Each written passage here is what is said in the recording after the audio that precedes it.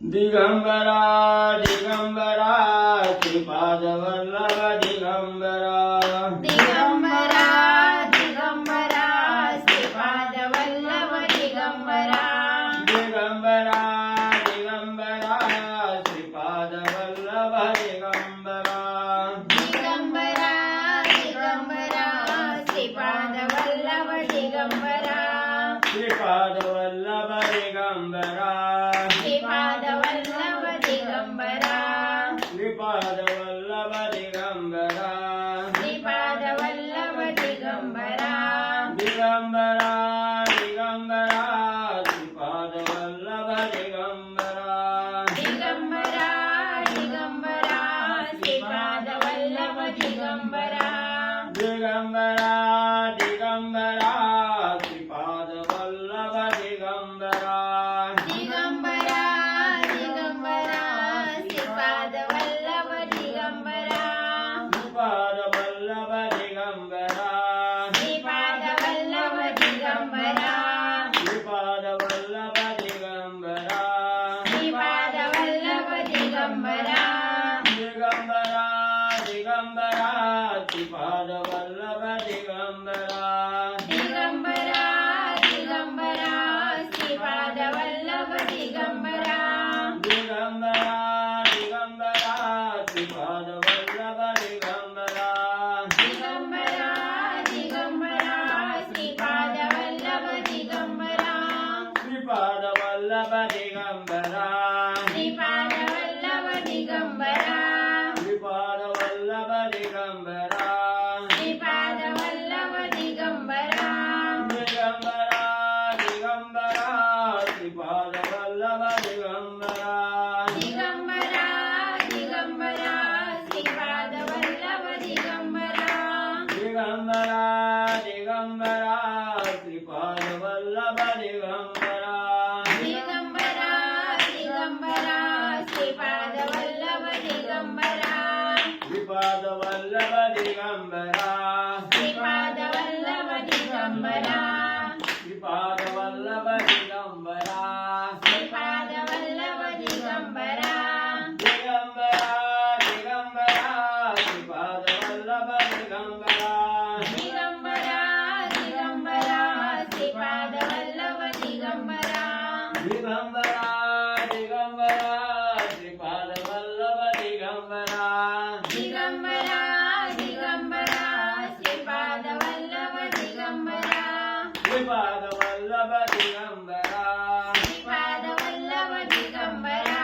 श्रीपाद वल्लभ दिगंबरा श्रीपाद वल्लभ दिगंबरा दिगंबरा दिगंबरा श्रीपाद वल्लभ दिगंबरा दिगंबरा दिगंबरा श्रीपाद वल्लभ दिगंबरा दिगंबरा दिगंबरा श्रीपाद वल्लभ दिगंबरा दिगंबरा दिगंबरा श्रीपाद वल्लभ दिगंबरा श्रीपाद वल्लभ दिगंबरा श्रीपाद वल्लभ दिगंबरा श्रीपाद वल्लभ दिगंबरा दिगंबरा दिगंबरा श्रीपाद वल्लभ दिगंबरा दिगंबरा दिगंबरा श्रीपाद वल्लभ दिगंबरा दिगंबरा दिगंबरा श्रीपाद वल्लभ दिगंबरा दिगंबरा दिगंबरा श्रीपाद वल्लभ दिगंबरा श्रीपाद वल्लभ दिगंबरा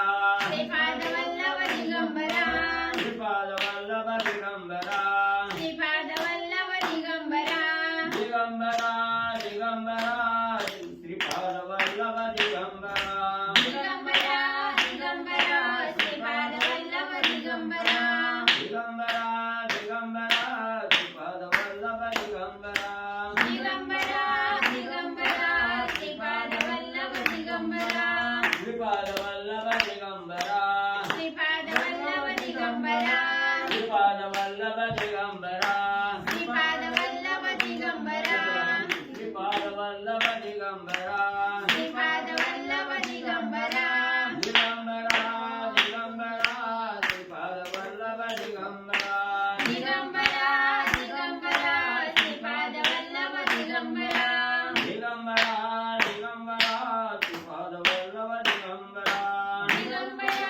दिगंबरा श्रीपाद वल्लभ दिगंबरा श्रीपाद वल्लभ दिगंबरा श्रीपाद वल्लभ दिगंबरा श्रीपाद वल्लभ दिगंबरा श्रीपाद वल्लभ दिगंबरा दिगंबरा दिगंबरा श्रीपाद वल्लभ दिगंबरा दिगंबरा दिगंबरा श्रीपाद वल्लभ दिगंबरा दिगंबरा दिगंबरा श्रीपाद वल्लभ दिगंबरा दिगंबरा दिगंबरा श्रीपाद वल्लभ दिगंबरा विठ्ठल श्री ज्ञानदेव तुकाराम पंढरीनाथ भगवान की जय राजाधिराज प्रभु रामचंद्र भगवान की जय श्री नवनाथ महाराज की जय अवधूत चिंतन गुरुदेव दत्त वासुदेव हरि श्री गणेशाय नमः श्री सरस्वती नमः श्री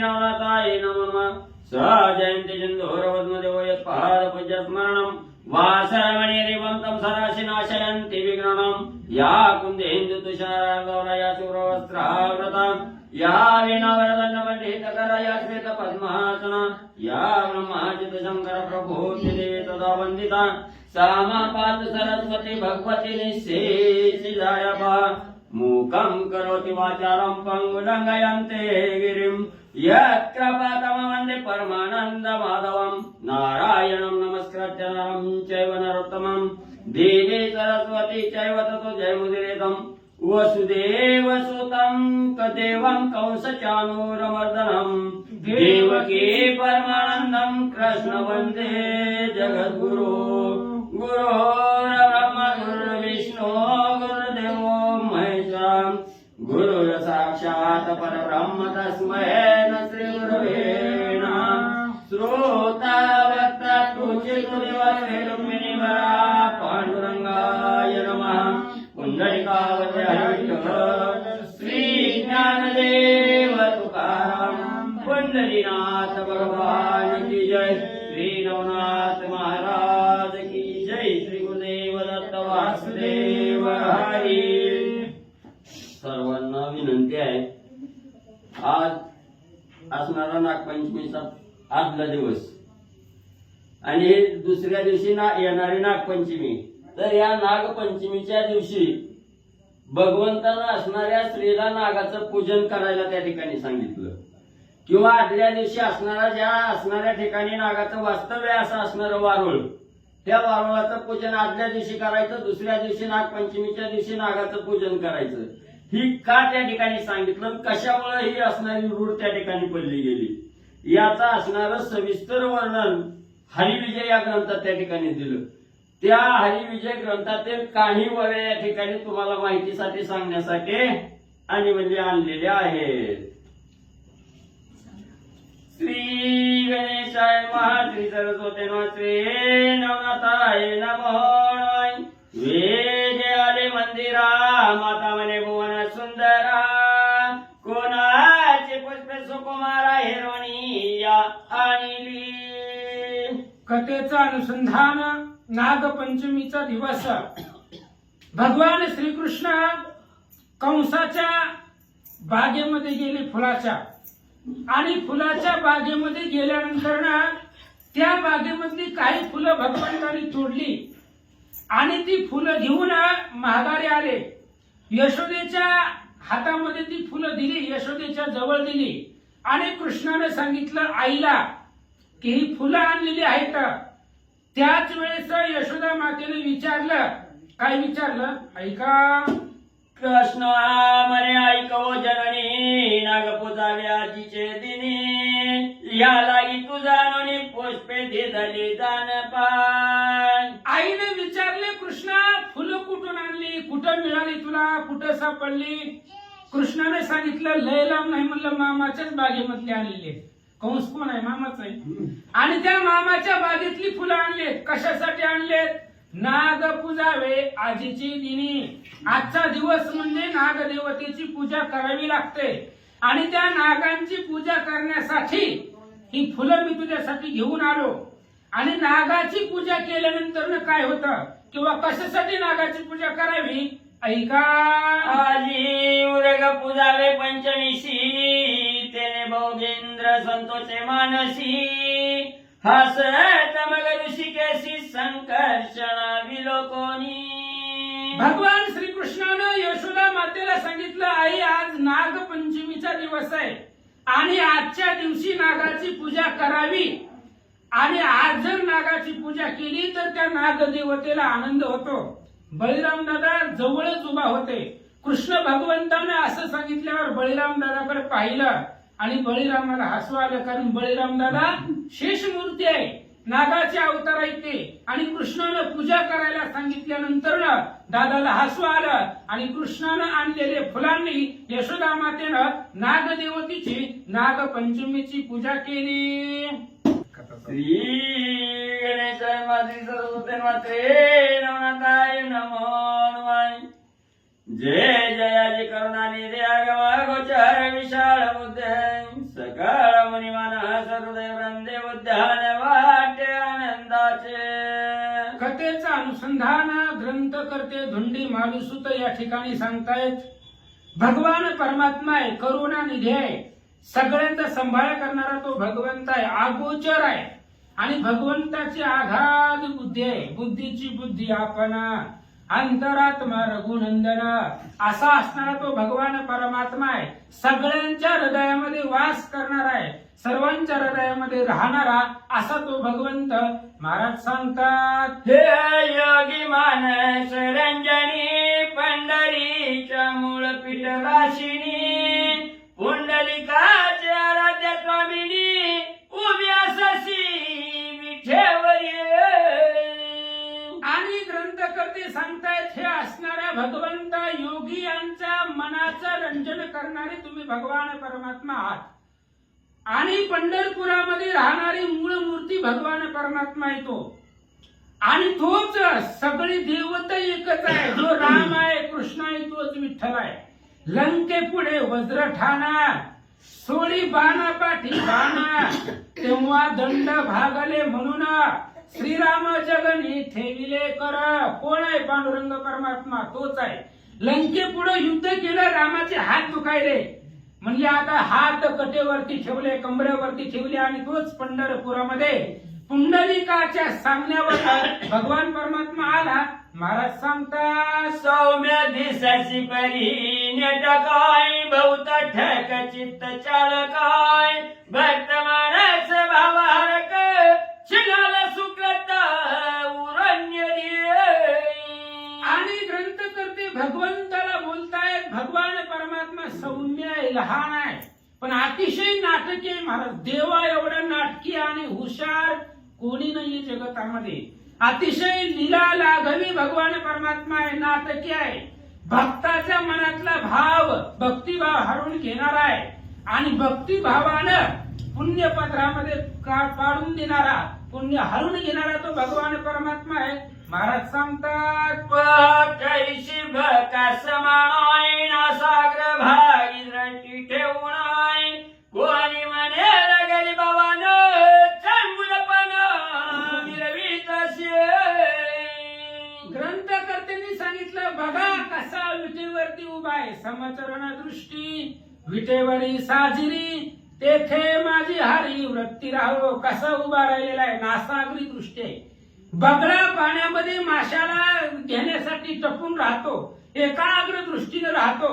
त्या पद्धतीने भगवान परमात्म्याचे पाय त्यांच्या असणारी नाकाच्या समोर, समचरण असणारे विटेवरती आहे, दृष्टी समोर आहे, असा असणारा तो भगवान परमात्मा आहे. महाराज सांगतात, बरी ही अंतरीची खुणाय नरहरी मालू एकची जाणाय भक्ती विषयी लंपट वासना मन माझी उठी.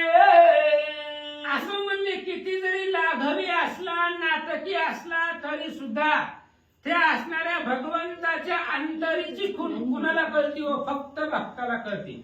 माझ्या जीवीची या खुणा भक्ता वाचून न कळती कोणा. ऐसे रुक्मिणीशी वैकुंठ जाणार कळवळून सांगत असे.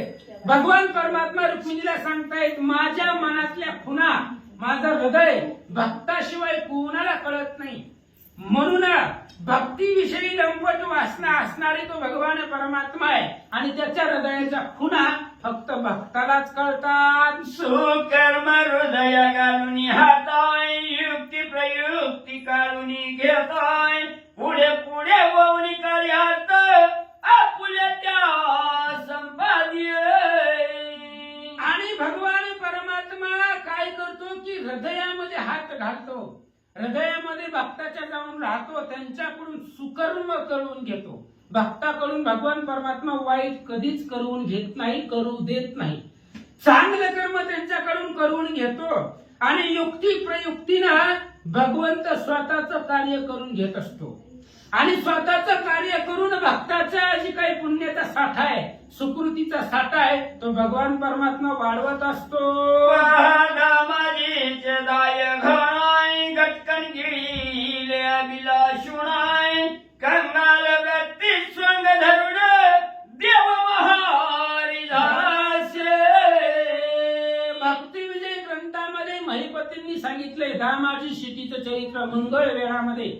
तो असणारा दामाजी शेती एका राजाच्या इथं नोकरी करत होता आणि सगळी धन संपत्ती भगवान परमात्म्यानं त्याची हिरावण घेतली, त्याच्यासाठी महार झाला. देव काही होतो. भक्त समागमे सर्व भावे हारी, न सांगता करी सर्व काम. भक्ताचं काम करण्यासाठी भगवंत तत्पर होतो आणि लाज भय शंका न धरता त्याचं कार्य तत्परतेने पार पाडतो. खूप नरहरी सबळ सुवर्ण कर्माय, तयाच्या विषयीवरीला कामाय, भांडावे तो जन्म जन्म शिवमाऊली राहत असे. नरहरी सोनार आहे आणि ती नरहरी सोनार महादेवाचा निस्सिम भक्त होता. तो महादेवाशिवाय दुसऱ्या दैवताला मानितच नव्हता. कधी पंढरपूरला आला नाही, पांडुरंगाचं दर्शन घेतलं नाही, पण महादेवाचं सदोदित दर्शन घेत होता, भक्ती करत होता. आणि त्याच महादेवाची भक्ती करत असताना पंढरपुरामधल्या एका वारकऱ्याने सांगितलं की ड्रेस कपड्याचं माप घ्यायचंय, चला पांडुरंगाला पोशाख शिवायचा आहे, चला पंढरपूरला. नरहरी सोनार म्हणलं नाही जात. म्हणले आपण त्या देवाला पाहत बी नाही, म्हणले फक्त महादेव, दुसरा देव आपल्याला चालत नाही. म्हणले डोळं झाकून माप घ्या देवाचं, तुम्हाला नाही त्याचं तोंड बघायचं तर. मग डोळ्याची पट्टी बांधली, पांडुरंगाचा असणाऱ्या शरीराची रचना पाहिली गेली आणि पुन्हा मग त्या ठिकाणी असणारं आले, महादेवाची पूजा केली आणि महादेवाची पूजा करत असताना पांडुरंगाचं जे अवयव होतं तेच महादेवाच्या पिंडीला लागले गेलं आणि त्या असणाऱ्या नरहरी सोनारासाठी भगवान परमात्मा त्या महादेवाच्या मौळीवरती जाऊन विराजमान झाले, दाखवून दिलं हरिहरा भेद नाही, अशा प्रकारचं नरहरी सोनाराला प्रचिती दाखवले. खूप जादा तुला वाकडा तिकुडाय, नाही म्हणे तिला झाला पुंडाय, वृंद पुरुष ही जरा स्मशान वस्ती केली असे. कुब्जा आहे, भगवंताची भक्त आहे ती कुब्जा आणि भगवंताच्या प्रत्येक अवतारामध्ये सदोदित असणारी ती कुब्जा आहे. राम अवतारामध्ये मंथरा होती, कृष्ण अवतारामध्ये कुब्जा झाली, भगवंताने तिला शाप दिला की वाकडी होची. आणि अशा प्रकारची कुब्जा ज्यावेळेस भगवान श्रीकृष्ण मथुरेला आले त्यावेळेस चंदनाचा लेप त्या असणाऱ्या कुब्जेनं भगवंताच्या शरीराला लावला आणि ती भक्ती प्रेमाचा जे काही स्वीकार आहे तो भगवंताने केला. ठेकवणी मारिला काळ यवनाई, 16 सहस्र दादुला भोगुणाय, शेवटीनं पावे समाधान ब्रह्मस्थिती वरली असे. भगवान श्रीकृष्णाने काळ यवनाला मारलं, ठकवून मारलं, फसवून मारलं. काळ यवनाला मारणं देवासाठी अवघड नाही, काही सुद्धा अवघड नाही. पण त्या मुजुकुंदाचं वरदान, इंद्रदेवाचं वरदान खरं करायचं, सत्य करायचं. काळ यवनाला मारलं, 16,108 बायका केल्या आणि एवढ्या पत्नी असून सुद्धा स्वतःला ब्रह्मचारी म्हणून घेणारा तो भगवान परमात्मा. श्री गणेशाय नमः, श्री सरस्वते नमः. ठकवणी मारिला काळ यवन, 16 सहस्र दादुला होवणा, शेवटी न पावे समाधान ब्रह्मस्थिती वरिलीचे. भगवान परमात्मा आहे, लीला दाखवणारा तो असणारा भगवंत आहे. काळ यवनाला मारलं, समुद्रामध्ये द्वारका निर्माण केली. कशासाठी? फक्त काळ यवनासाठी. त्या काळ यवनाच्या भीतीने रातोरात मथुरेमधली सगळी लोक भगवंताने एका रात्रीमध्ये पाण्यामध्ये समुद्रामध्ये द्वारका नावाचं नगर निर्माण केलं. मथुरेमध्ये एकटा भगवान परमात्मा राहिला. काळ यवनाच्या पुढे भगवंत आणि काळ यवन पाठीमागं पळत होते. मुजुकुंदाच्या गुहेमध्ये आले. त्याच्या अंगावरचं पांघरून घेऊन स्वतः भगवान परमात्मा झोपले. काळ यवन आला, त्या मुचकुंदाला लात मारली, दृष्टीने भस्म केला, फसवून त्याला मारलं असं सांगतात. चक्षुगोचर होत जे जे ते मागू शके अति निर्लज्जे सुदामाचे पृथुक भाजे कोरडे न म्हणे सहसाही. भगवान परमात्मा आहे. आपण भक्ती भावाने काही जरी दिलं तरी तो स्वीकार करतो. अख्खा नारळ देवाला फोडतो, एक तुकडा देवाला ठेवतो, सगळा नारळ घरी आणतो. असं भगवंत आहे. तो प्रेमाने दिलेलं काही घेतो. सुदाम्यानं दुसऱ्याच्या घरातलं उष्ण आणलेलं पोहे होते, तेही कोरडे, ते काय शिजवलेले वगैरे नव्हते, कोरडी पोहे आणलेले होते. आणि ते असणाऱ्या कोरडी पोहे कापडाच्या एका असणाऱ्या फाटक्या कापडामध्ये गुंडाळून आणलेले होते. ते भगवंताने ती पोहे खाल्ली आवडीनं. आणि पोहे खाल्ल्यानंतर नवल केले गोपाळे, मुष्टीभर पोहे भक्षिले, इंद्रपद तुल्य राज्य दिदले, सुदाम्यासी प्रीतीने. भगवान परमात्म्याचं नवल आहे. मुठभर पोहे खाल्ले देवानं आणि इंद्राच्या राजगादीला अमरावतीला लाजवेल अशा प्रकारे सोन्याचं नगर भगवंताने सुदामाला भक्तीसाठी दान दिला. कायवरीला मृत्यू दुकाने द्रौपदीची खाया भाजी पाणे हात ओढवणी लाजिरवाणे मिटक्या मारुणी बक्षित से. अहो काय त्या देवाला काय दुष्काळ पडला होता का काय म्हणून द्रौपदीच्या घरचं भाजीचं पान सगळे जेवण झाल्यानंतर ना ताटाला एक फक्त भाजीचं पान राहिलं होतं. आणि ती एक पान खाल्लं कृष्णानं. आता त्याला काय दुष्काळ पडला होता का त्याच्या घरी नव्हतं खायला. पण प्रेम आहे, आवड आहे. पांडव वनवासामध्ये होते. वनवासामध्ये असताना दुर्वास महाराज आले फसवायला. आले नाही, त्यांना पाठवलं तर दुर्योधनानं. जावा म्हणले त्यांची फजिती करा. पण ज्याचा पाठीराखा भगवंत आहे त्याचं कोण काय करणार आहे. दुर्वास ऋषी आले आणि सूर्यदेवानं द्रौपदीला एक ताट दिलं होतं आणि सांगितलं हे ताट काम धेनुसारखं काम करणार आहे. मागील ती पदार्थ येणार, पण तू जेवण केलं आणि तू त्या ताटामध्ये हात धुतला, ती ताट पालतं घातलं, पुन्हा त्या ताटामध्ये पदार्थ येणार नाही. ही दुर्वास ऋषीला माहिती होतं. आणि सगळ्याची जेवण झाली, द्रौपदी जेवली, हात धुवून ती ताट पालतं टाकलं. तेव्हा दुर्वास ऋषी 60,000 शिष्यवर्ग घेऊन द्रौपदी पाशी आले आणि सांगितलं दे जेवायला. द्रौपदीला चिंता वाटली, आता कुठून जेवण द्यावं. मग भगवान श्रीकृष्णाचा धावा केला आणि भगवान श्रीकृष्ण तिथं आले आणि कृष्ण सुद्धा आले म्हणले द्रौपदीला दे जेवायला. कृष्ण म्हणले इथंच 60,000 घेऊन बाबा आलाय, ह्याला जेवायला काय नाही म्हणून तुला बोलवलं. मग कृष्णानं द्रौपदीला सांगितलं त्यांना पाठव नदीच्या स्नानाला, तोपर्यंत आपण जेवणाची तयारी करू.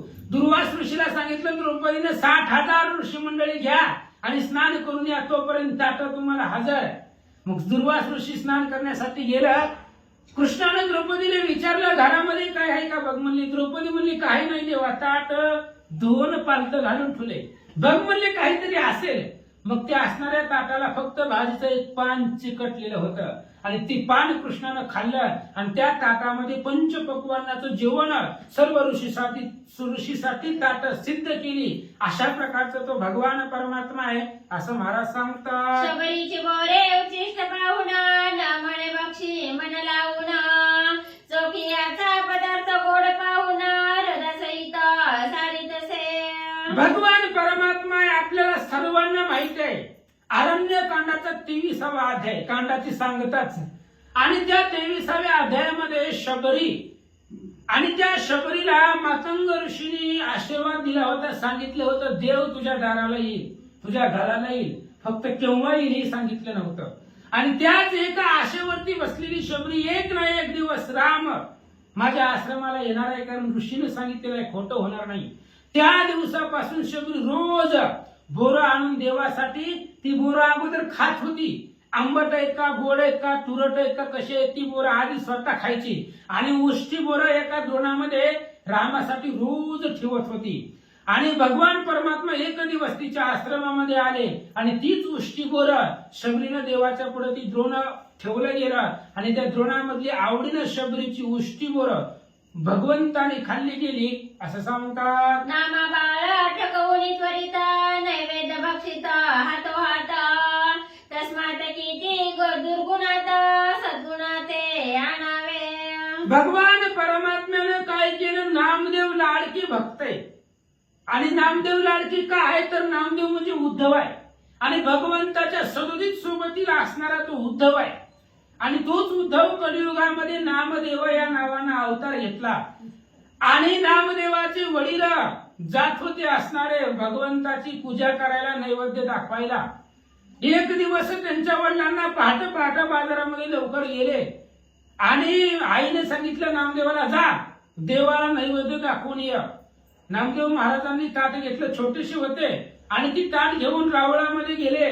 रावळामध्ये गेल्याबरोबर ती ताट देवाच्या पुढे ठेवून सांगितलं खा. आता देव काय खाणार नव्हता, देव काय खात नव्हता. मग त्यावेळेस नामदेवाने सांगितलं माझे पप्पा रोज ताट घेऊन येतात, ते नैवेद्य घर आणत नाही, मग त्यांच्या हातचा खातो, मग माझ्या हातचा का खात नाही, जोपर्यंत खात नाही तोपर्यंत तिथून उठणार नाही. मग त्यावेळेस त्या नामदेवाच्या भक्तीसाठी भगवान परमात्मानं सगुण रूप धारण केलं आणि नवे असामान्य महिमा संताचा नैवेद्य हातीचा मूर्ती जेवी. नामदेवाच्या हातातला नैवेद्य मूर्तीरूपी पांडुरंगाने तो असणारा नैवेद्य प्राशन केला. अशा प्रकारच्या अनेक दुर्गुण आहे भगवंताचे आणि ते सगळे सद्गुणामध्ये किती आणावे महाराज सांगतात. असोयसे परम ठकणी येऊनी बैसली ग्रंथ श्रेणी मम चित्ताते समोर घेऊनी पायापासी ठेवी तसे. असं म्हणले सगळ्या जगाला ठकवणारा तो असणारा भगवान परमात्मा आहे आणि तोच भगवान परमात्मा म्हणजे शक्ती रूपिणी आहे. आणि आता ग्रंथाच्या कथेला, ग्रंथाच्या प्रारंभीला, सुरुवातीला त्या भगवंतानं अक्षरावरती येऊन बसावं, कारण भगवंताची कथा अक्षरामधून जगापुढे मांडता येते, सांगता येते, म्हणून त्या अक्षरावरती त्या भगवंतानं बसावं महाराज सांगतात. असोतीचे वरदे करुणा श्रोते ऐकाता कथना मच्छिंद्र श्री मच्छिंद्र योगी पूर्ण हिंगळा कारणी संचरला. असं म्हणले आता ऐका, त्या जगदंबाच्या भगवंताच्या वरदानानं कथेला अवधान द्या, लक्ष द्या. पाठीमागच्या अध्यायामध्ये आपण मच्छिंद्रनाथाचं आणि मारुतीचं युद्ध, सुरुवातीला त्यांनी युद्ध केलं, त्यानंतर त्यांच्यामध्ये सख्यत्व झालं, एकमेकाला भेटले आणि भेटून मारुती हनुमंतराच्या रामेश्वरावरती भगवान श्रीरामचंद्राच्या नामस्मरणामध्ये तल्लीन झाले आणि मच्छिंद्रनाथ पुढे तीर्थ करण्यासाठी आपल्या प्रवासाला निघाले. मागील अध्यायी कथना मच्छिंद्र मारुतीचे युद्ध होणं शेवटी प्रीती विनटून हिंगळाख्य स्थान पावले. पाठीमागच्या अध्यायाचं कथन आहे मच्छिंद्रनाथ आणि मारुतीचं युद्ध झालं. दोघेही योगी आहेत, दोघेही जती आहेत आणि दोघेही ब्रह्मचारीच आहेत आणि अशा प्रकारचे दोघे जण एक समान ताकदीचे असणारे दोघही ईश्वराचा अवतार आहेत आणि मच्छिंद्र मारुतीचं युद्ध झालं, सख्य झालं, एकमेकाला भेटले आणि मग हिंगळाज देवीचं दर्शन घ्यावं, त्यासाठी ते असणाऱ्या हिंगळाज देवीच्या अधिष्ठानापाशी त्या वनामध्ये त्या देवीच्या दरवाजामध्ये येऊन मच्छिंद्रनाथ थांबले. ती ज्वालामुखी भगवती महाप्रदीप्त आदिशक्ती तेथे जाऊनी द्वारप्रती मच्छिंद्रनाथ पोचले. आणि ती असणारी आदिशक्ती जगदंबा आहे. तू आदिशक्ती जगदंबा भवानी कुलस्वामिनी अंबा, अशा प्रकारची ती जगदंबा आहे. आणि त्या असणाऱ्या जगदंबेच्या दरवाजामध्ये त्या महाशक्तीच्या द्वाराप्रती त्या असणाऱ्या जिथं दरवाजा मुख्य असतो दर्शनाचा त्या दरवाजापर्यंत मच्छिंद्रनाथ येऊन पोहोचले. तवते द्वार पाहता क्षिती उंच बाहू सार्धशत चौरस षडशत विराजले से द्वार ते. आणि त्या भवानी जगदंबेचं महाद्वार आहे आणि ते महाद्वार मच्छिंद्रनाथाने पाहिलं तर पृथ्वीपासून 700 उंच अशा प्रकारचे त्याचे असणारे स्तंभ होते आवरस चौरस सगळं असणारं समान होतं. दीर्घ अशा प्रकारचा महाकाय असणारा महाद्वार मच्छिंद्रनाथाने पाहिला. ते द्वारी प्रचंड अष्टभैरव महादेंड त्याने नाथ पंथ पाहुनी वितंड चित्तांत कामना उदेली. आणि त्या असणाऱ्या दरवाजामध्ये अष्ट महाभैरव बलवान होते. ते काही भैरव हलकी नव्हते, ताकदवान होते. आणि ही अष्टभैरव जगदंबेच्या दरवाजाचं रक्षण करत होते. आणि त्या द्वारपाळांनी अष्टभैरवांनी पाहिलं की मच्छिंद्रनाथ आलेले आहे, तर त्यांनी ओळखलं. कारण कालच सगळे देव प्रसन्न झाले तेव्हा हे पण गेले होते. सगळे देव लोक मच्छिंद्रनाथाला ओळखत होते. या अष्टभैरवांनी मच्छिंद्रनाथाला पाहिल्याबरोबर त्यांच्या मनामध्ये एक इच्छा निर्माण झाली, कामना निर्माण झाली. कोणती? नागपत्र अश्वत्थ ठाई मच्छिंद्रनाथ हा गोसावी नेमाचरणी विद्या प्रवाही प्रसन्न केले देवाते. आणि त्या अष्टभैरवांनी विचार केला आणि त्यांच्या मनामध्ये प्रश्न निर्माण झाला, ह्याच मच्छिंद्रनाथ आहे. ह्या मच्छिंद्रनाथानं पूर्वी पाठीमाग नागपत्र अश्वत्थ त्या पिंपळाच्या झाडाखाली 12 वर्ष तपश्चर्या केलेली आहे. त्या पिंपळाच्या झाडाखाली सगळे देवता याला प्रसन्न झालेले आहे. मग सगळ्या देवताचं वरदान ह्या मच्छिंद्रनाथाला मिळालेलं आहे, प्राप्त झालेलं आहे. मग त्या असणाऱ्या मच्छिंद्रनाथाकडे काय विद्या आहे?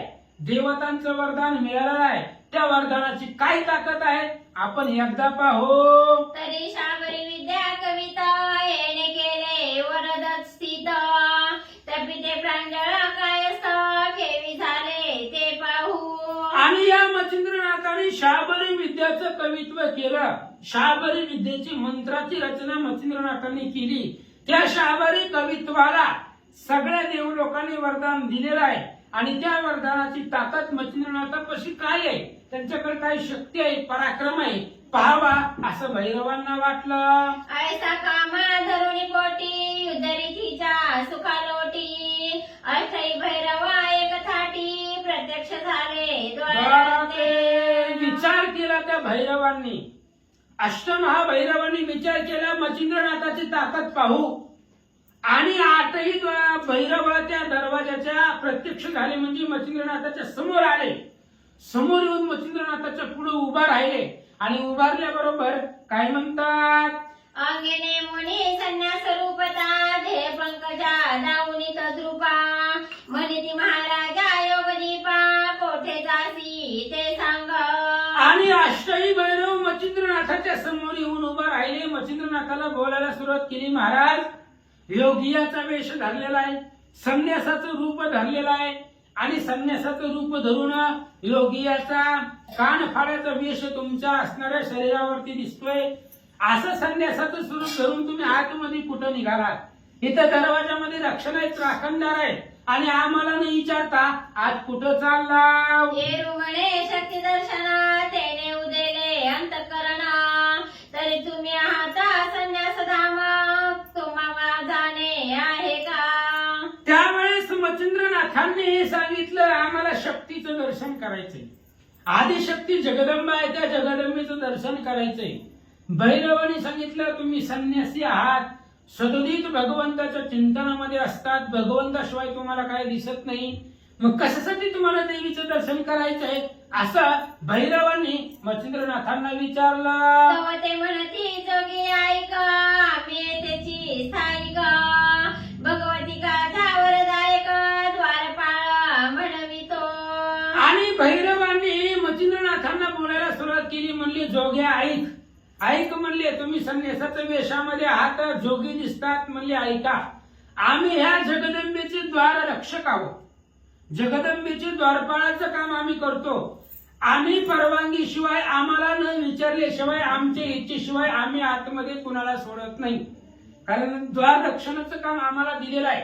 त्यामुळे आम्हाला जर वाटलं जाऊ द्यावं ह्याला दर्शनाला तर आम्ही सोडतो, नाहीतर आम्ही सोडत नाही असं कुणालाही देवीच्या दर्शनाला.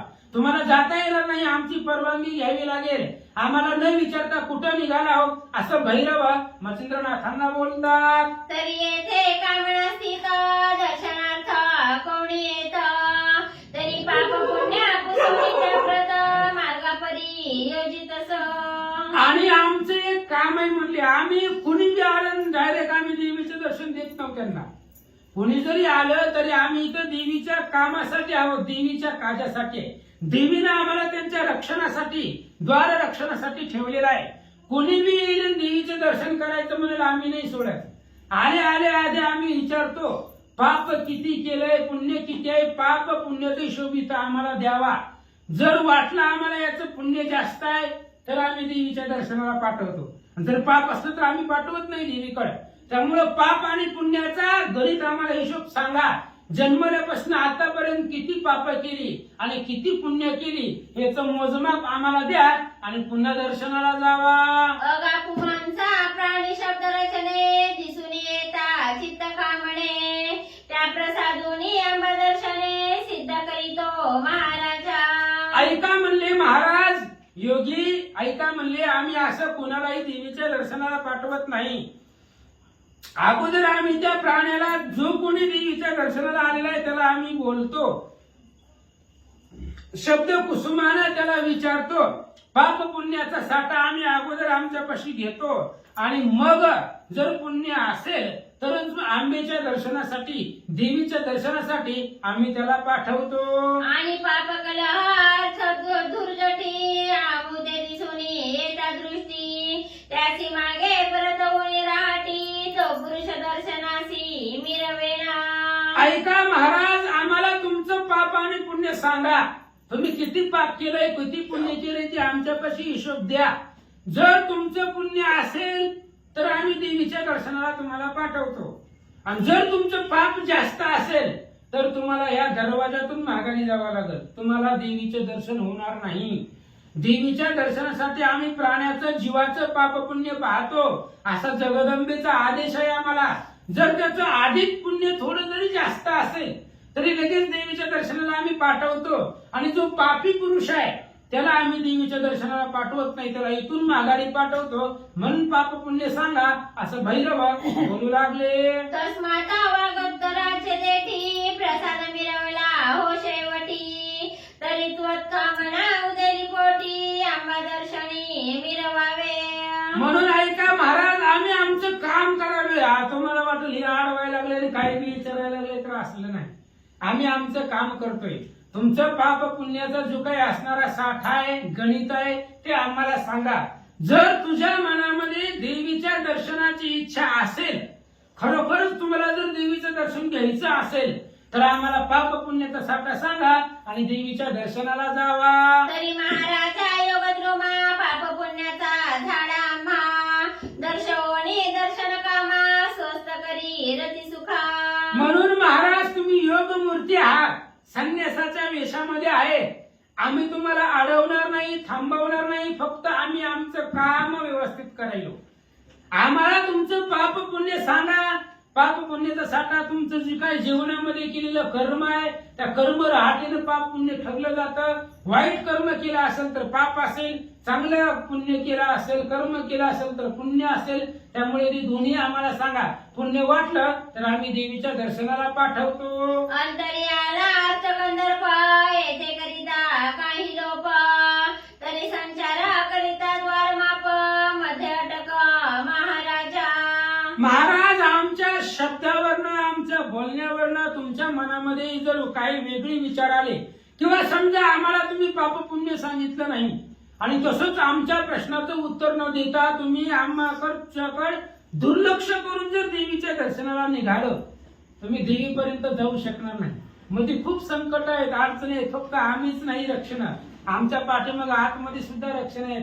यक्षिणी आहे, शंकिनी आहे, डंकिनी आहे, अनेक आहेत. देवीच्या दासदासी सेविका, ती सगळी रक्षण आहे देवीचे. आमच्या प्रश्नाचं उत्तर जर नाही दिलं तर तुम्हाला देवीपर्यंत जाता येणार नाही. मध्ये तुम्हाला अटक निर्माण होईल, म्हणजे तिथून पुढे जाता येणार नाही. म्हणून इथंच सांगा आणि दर्शनाला जावा. द्वार साकडे होते अति साडा गुंते करिता नृत भाषण मग त्याचे मागे ओढून पूर्ण शिक्षा द्रावितो. आणि आमचं जे काम आहे ते आम्ही परिपूर्ण करतो महाराज म्हणले. भैरव बोलताय, ही दरवाजावरचं जी संकट आहे, ही दरवाजावर आम्ही थांबलेलो आहे. येणारा कोणीही जीव असेल त्याला आम्ही पाप पुण्य विचारतो आणि आमच्या प्रश्नाचं उत्तर न देता किंवा आम्हाला खोटं खोटं सांगून जर तो निघाला, तो जर पुढे देवीच्या दर्शनाला चालला आम्ही जाऊ देत नाही, त्याला महागारी ओढतो. महागारी ओढून त्याच्याबरोबर युद्ध करतो, त्याला शिक्षा करतो, त्याला दंड देतो. अशा प्रकारे भैरव बोलू लागले. तस्मात तुमची कर्मराटी झाली जैसी महिपाटी तिथे पार्श्वने वाग्दिवटी दर्शनाचे दर्शिजे. ऐका महाराज, तुम्हाला देवीचं आदिशक्ती जगदंबेचं दर्शन करायचं असेल तर तुमच्या जीवनातलं कर्म सांगा. तुम्ही काय का कर्म केलेलं आहे, कुणा कोणाला त्रास दिलेला आहे, कुणा कोणाला दुखवलेला आहे, हे सगळं कर्म आम्हाला सांगा. त्या कर्मावरनं पाप आणि पुण्य ठरवलं जातं. त्याच्यामुळे तुमची कर्म राहटी काय आहे, तुम्ही रोजचा नित्यक्रम काय करता, काय काय तुम्ही कर्म केलेले ते आम्हाला सांगा. आम्ही ठरवतो पाप आहे का पुण्य वाढायचे. तुमचं सगळं कर्म राहटी सांगा, त्याच्यावरनं पाप पुण्य आम्ही ठरवतो, मग तुम्हाला दर्शनाला पाठवतो. भैरव बोलतात. येरू म्हणे द्वारस्थ बापा मिनेनो पुण्य पापा कर्म सुकर्म अर्थ कंदर्पा ईश्वरी अर्थी केले असे. त्यावेळेस मच्छिंद्रनाथांनी सांगितलं, ऐका म्हणले, आम्हाला काय पाप पुण्य माहित नाही बाबा. आम्ही आपलं रोज पुतीला येतो, 2 तास का सांगून घरी निघून जातो. आम्हाला काय माहिती पाप आहे का पुण्य आहे. पाप पुण्याचा साठा आम्ही ठेवत नाही. आम्ही आमचं जे काही सत्कर्म आहे ते रोजचं रोज परिपूर्ण पार पाडतो. त्यामुळे पाप होत आहे का पुण्य होत आहे ते आम्ही बघत बसलो नाही, आम्ही मोजत बसलो नाही, असं मच्छिंद्रनाथ सांगू लागले. येरू म्हणे द्वारस्थ बापा मिनेनो पुण्य पापा कर्म सुकर्म अर्थ कंदर्पा ईश्वरी अर्थी केले असे. असं म्हणले, ऐका, तुम्ही जे काय द्वार रक्षक आहेत, कोण अष्टभैरव जे असतील ते ऐका म्हणले. आम्हाला पाप पुण्य माहिती नाही, फक्त आम्ही एकच करतो, जे काही कर्म केलेलं आहे ते सगळं कृष्णार्पण, ब्रह्मार्पण, रामार्पण करतो. आणि सगळं आमचं कर्म त्या देवाच्या भरोशावरती, त्या भगवंतावरती भार घालतो आणि आमचं सगळं कर्म त्या असणाऱ्या भगवंताला अर्पण करतो. आता ऐका, आताच्या कलियुगामध्ये जर एखाद्या माणसाला आपण मारलं तर आपल्याला कमीत कमी शिक्षा होते, दंड होते, जेलमध्ये जाऊन बसावं लागतंय. हे गोष्टी आहेत. हनुमंताने किती राक्षस मारली होती हो, कोट्यवधी राक्षस मारली होती. काही झालं कारण हनुमंताचं कर्म हे राम अर्पण आहे. हनुमंताचं प्रत्येक कार्य हे रामासाठी आहे, देवासाठी आहे, भगवंतासाठी आहे. हनुमंताच्या अंगाला पाप पुण्य हातळत नाही. तसा विचार केला तर सगळी राक्षस हनुमंतानेच मारले. मग किती पाप लागायला पाहिजे हनुमंताला. पण त्याचं एकच होतं, जे जे आम्ही कर्म केलेले ते सगळे ईश्वराला अर्पण करतो, भगवंताला अर्पण करतो. मग आम्ही केलेलं पाप जरी असेल तरी ते कृष्णार्पण, केलेलं पुण्य असेल तरी ते कृष्णार्पण. त्यामुळे पाप आणि पुण्य आमच्या अंगाला लागत नाही, ते आम्हाला माहिती नाही. मच्छिंद्रनाथ सांगतात. जैसे आढळ वास उभय नातळे त्या सुखास हर्षधरारा सावधपणास ठाई ठाई मुरतसे. असं म्हणले, जशा प्रकारे भास हा भास होतो आणि ते असणारा भास ही क्षणिक असतो, तात्पुरता असतो, त्याला सुख दुःखाचं काही नसतं. जसं भास सुख दुःखाला आतळत नाही, तसं आमच्या अंगाला पाप पुण्य आतळत नाही म्हणजे महाराज.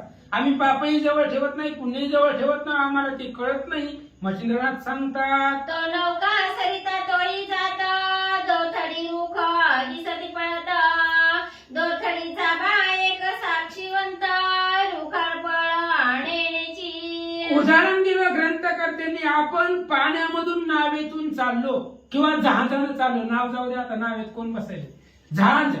ते असणाऱ्या जहाजामध्ये आपण पाण्यामधून चाललो आणि वेगाने ते जहाज पाण्यामधून जात असते. आपल्याला नदीचे दोन्ही किनारे पळताना दिसतात, पण ते पळतात का, जागेवरती स्थिर असतात. तशा पद्धतीने ही पाप पुण्य आहे, ते आमच्या अंगाला स्पर्श करत नाही. महाराज सांगतात की तो व्यक्त बहु घटक्षिती अंतर दिवटा भोग बसती परित्याची सदा दीप्ती नयनी मिरवे महाराजा. दुसरं उदाहरण दिलं, आकाशामध्ये सूर्य आहे आणि तो सूर्य आपल्याला घाटामध्ये दिसतो.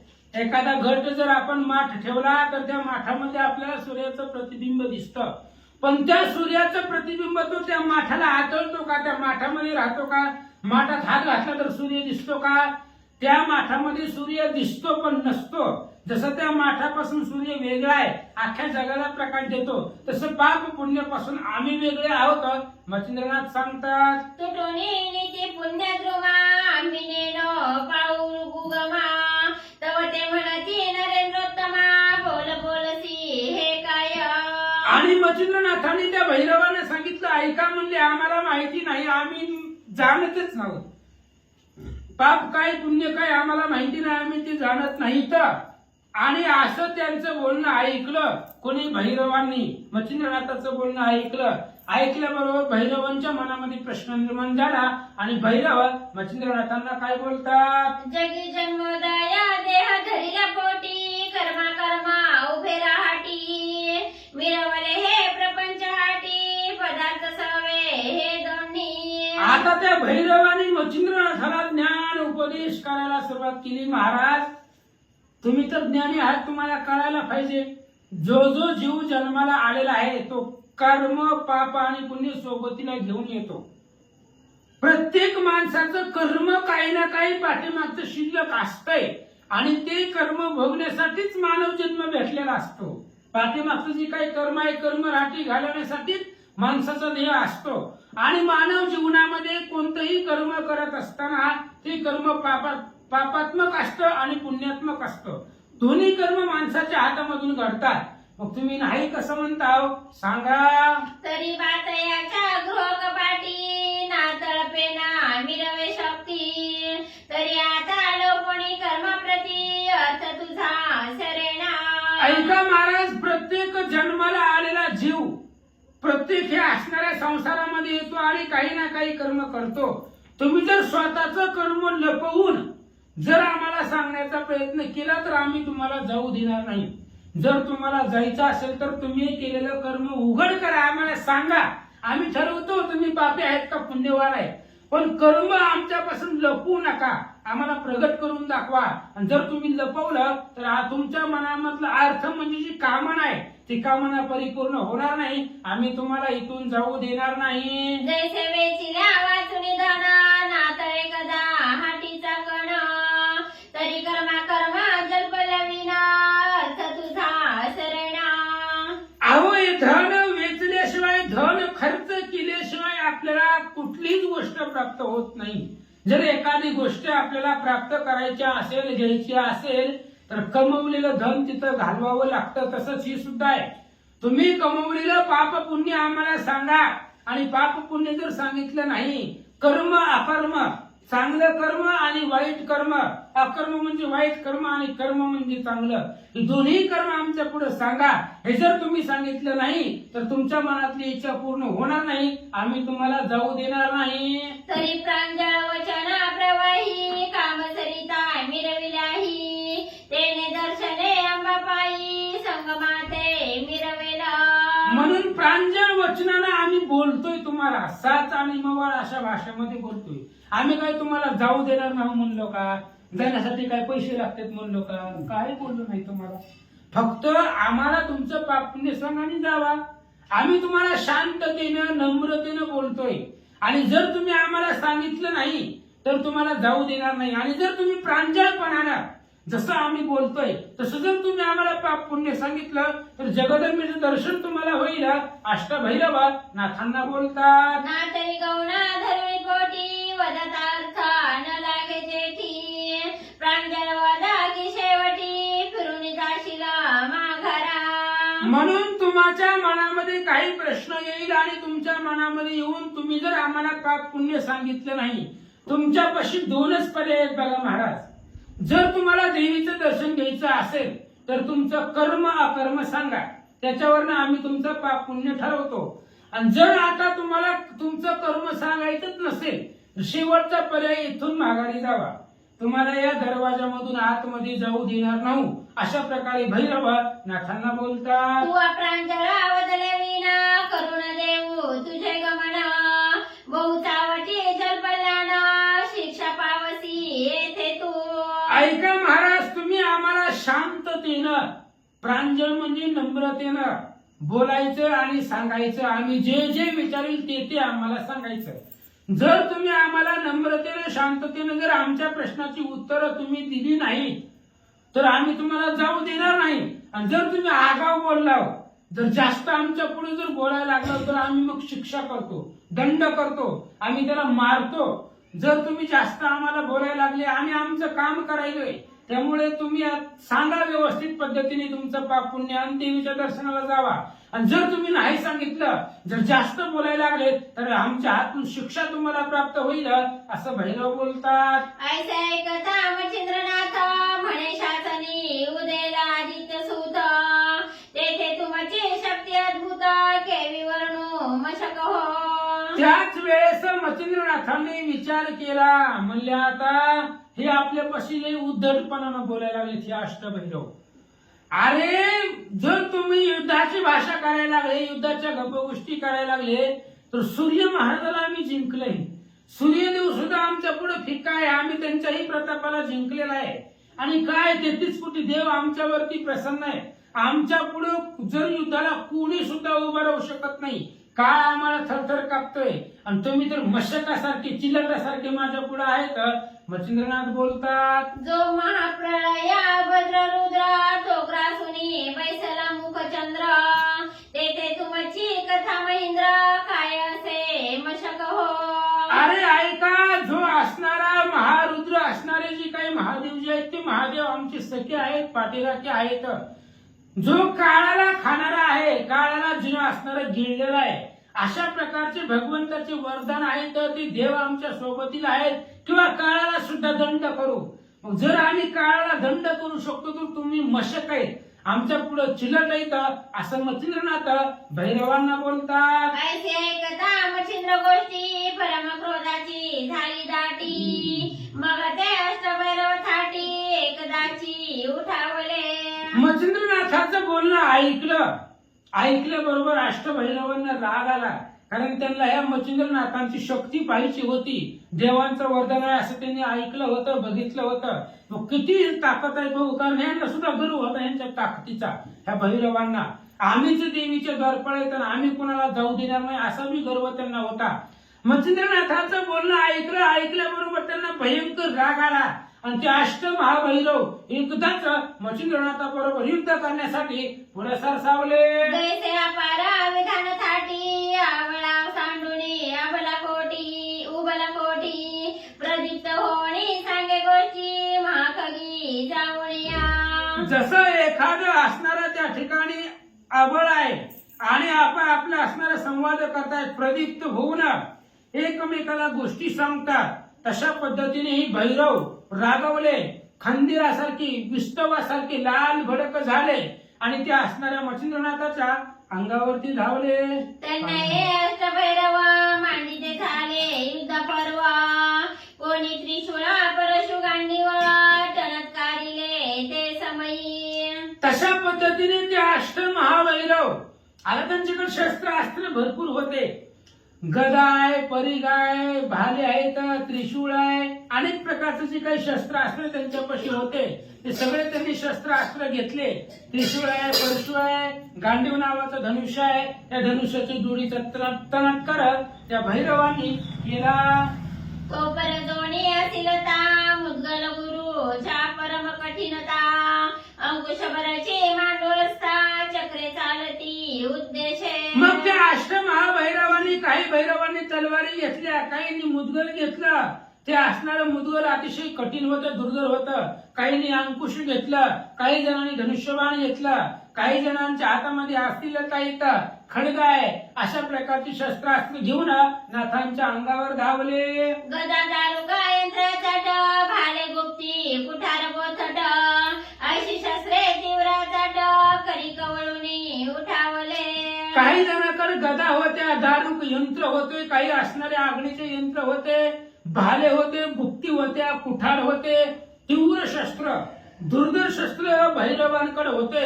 आणि ती शस्त्र आपापल्या हातामध्ये घेतले आणि शस्त्र घेऊन मच्छिंद्रनाथाच्या अंगावरती निघाले, धावले. ते पाहुणी मच्छिंद्रनाथ भस्म झोळी ओपिला हस्त जय जय श्री गुरु राजदत्त म्हणून भस्म करी कवळुनी. मच्छिंद्रनाथाने पाहिल्याबरोबर लगेच आपल्या झोळीमध्ये हात घातला.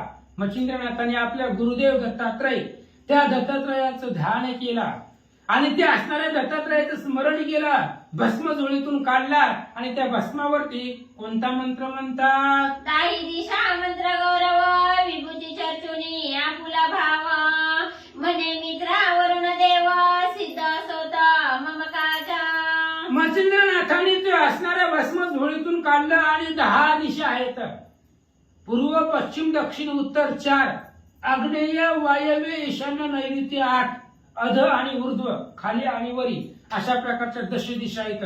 आणि त्या 10 दिशाला व्यापून ते असणारे विभूती मंत्र भस्म टाकला गेला. आणि मच्छिंद्रनाथ बोलतायत, वरुण असेल, गण असेल, गंधर्व असेल, सोम असेल, चंद्र असेल, त्यांनी आमच्या मंत्रावरती यावं आणि आम्हाला सहाय्य करावं. अश्विनी वरुण अग्निवात धरामरादी वज्रनाथ गणगंधर्व तरंगिनी वत्त सिद्ध सोत आम्हाते. मच्छिंद्रनाथ बोलतायत, अश्विनी कुमार आहेत. अश्विनीची 2 मुलं आहेत, ती असणारे अश्विनी कुमार.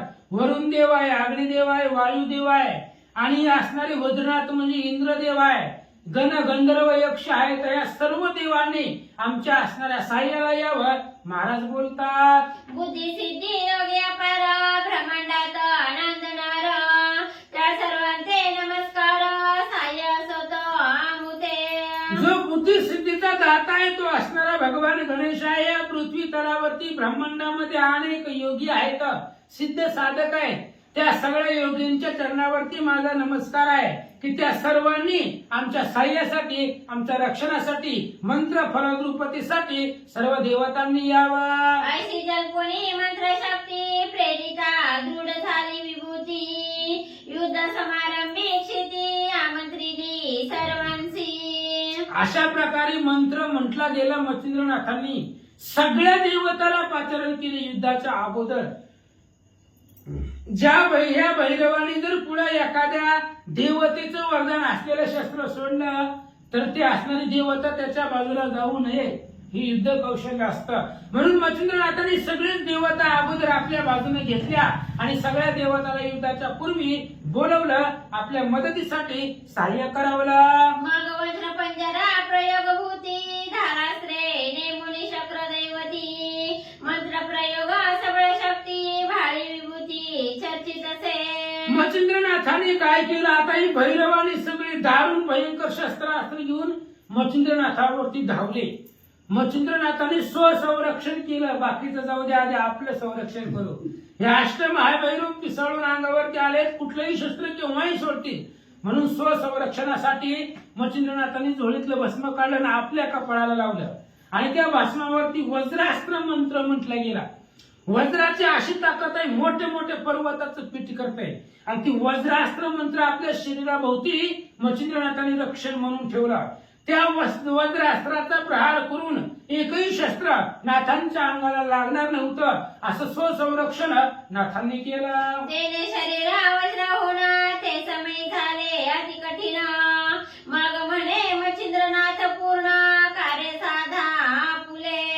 मच्छिंद्रनाथांनी सगळ्या देवतांना बोलवल्यानंतर मग आपल्या शरीराचं स्वर संरक्षण केलं आणि रक्षण केल्यानंतर शरीर वज्रासारखं झालं. शरीर वज्र आईसे वज्रासारखं शरीर झालं नाथांचं. आणि मग जे काही देवलोक बोलवले होते त्या देवलोकांना सांगितलं, आपापलं काम करा. या वया ते करा नाळस तरी मातृपितृ शपथेस गुरु दुकारोनी निर्बळ यश मुखा काळे कराल की. मच्छिंद्रनाथांनी देवलोकांना सांगितलं, तुम्हाला इथं बोलवलंय कशाला? आमच्या साह्याला बोलवलंय. ह्या भैरवाबरोबर युद्ध करायला तुम्हाला बोलवलंय. जर तुम्ही आमच्या कार्यासाठी आळस केला तर मातृदोष, पितृदोष, गुरु भक्तीचा दोष, गुरुची इच्छा, गुरु आज्ञेचा दोष, हे सगळं तुमच्या कपाळाला लागेल. ही महापंच महापातक तुमच्या वरती लागतील. अशा प्रकारे मच्छिंद्रनाथ देवतांना बोलतात. मला तर ह्यातली ओळीच गवत नाही लोक. ह्याच्यापेक्षा तीच क्लिअर दिसते हिरवाचं. श्री गणेशाय नमः, श्री सरस्वते नमः, श्री प्रभू रामचंद्राय नमः.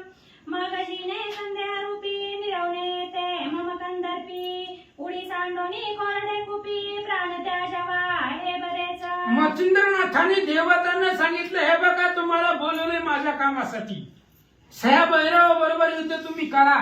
यासाठी जर तुम्ही आळस केला तर तुमचं असणारं जीणं सगळं असणारं व्यर्थ होईल. कुठंतरी विहिरीमध्ये, कोरड्या विहिरीमध्ये जाऊन जीव द्या. मच्छिंद्रनाथ बोलतात, ऐसे कथा वज्रवाणी पेटला सबळ जेवी अग्नी मग शस्त्रे शिखा मात विधानी कवळू पाती ग्रासावया.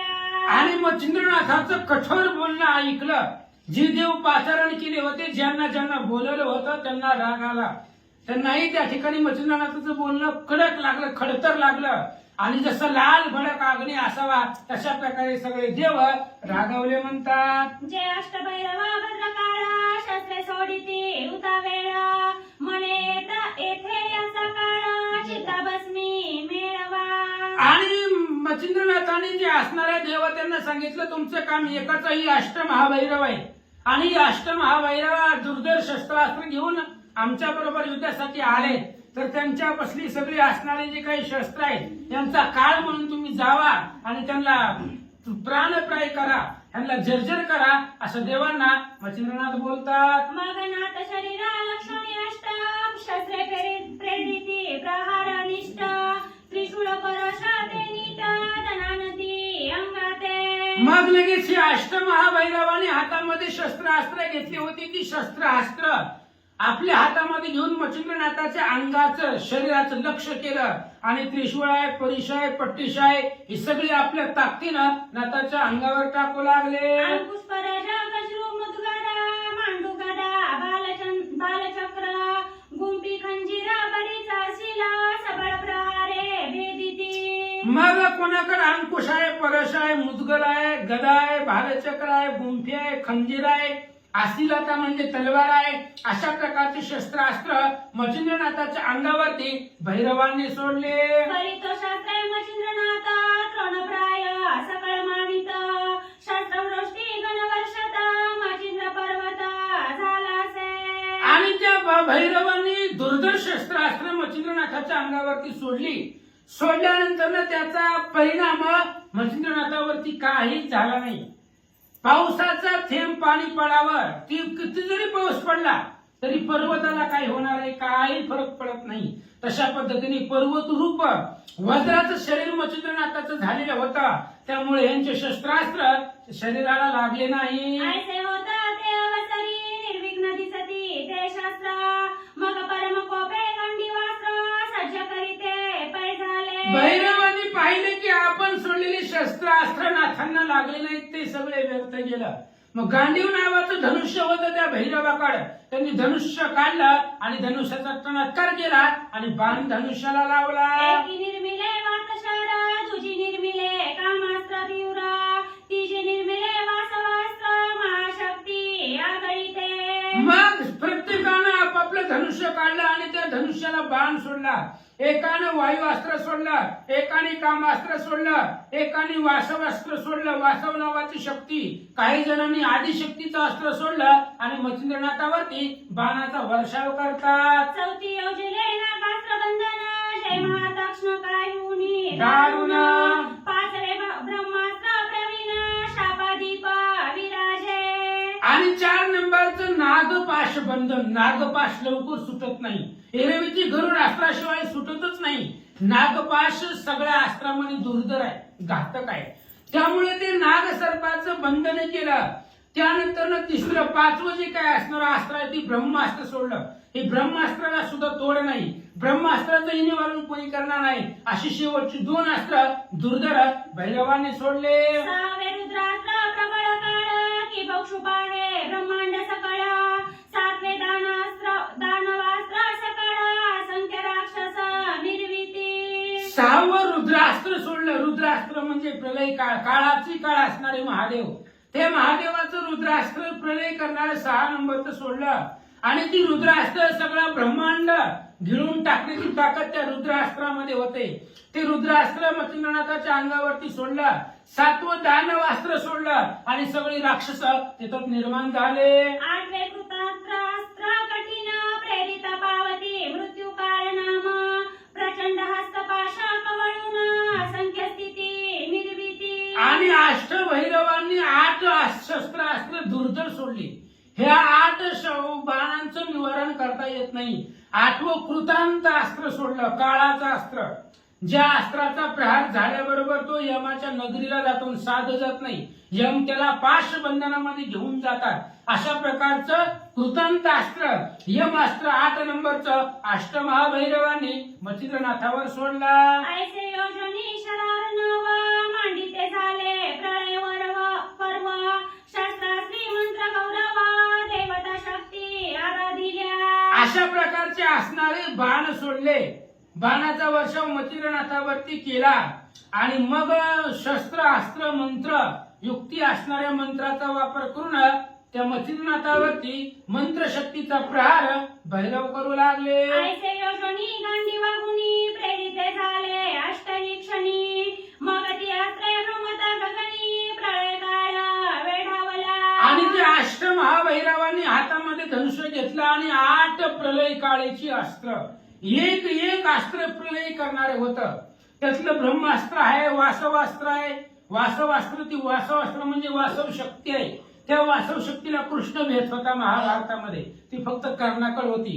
कृष्ण घाबरत होता त्या वासवी शक्तीला, म्हणून ती घटोत्कचावरती सोडली आणि अर्जुनाचा प्राण वाचवला. हे दुर्धर शस्त्र अस्त्र आहे आणि ही असणारी अष्टही महाभैरवांनी प्रलय काळाची शस्त्र नाटावरती सोडली, आकाशामधून निघाले.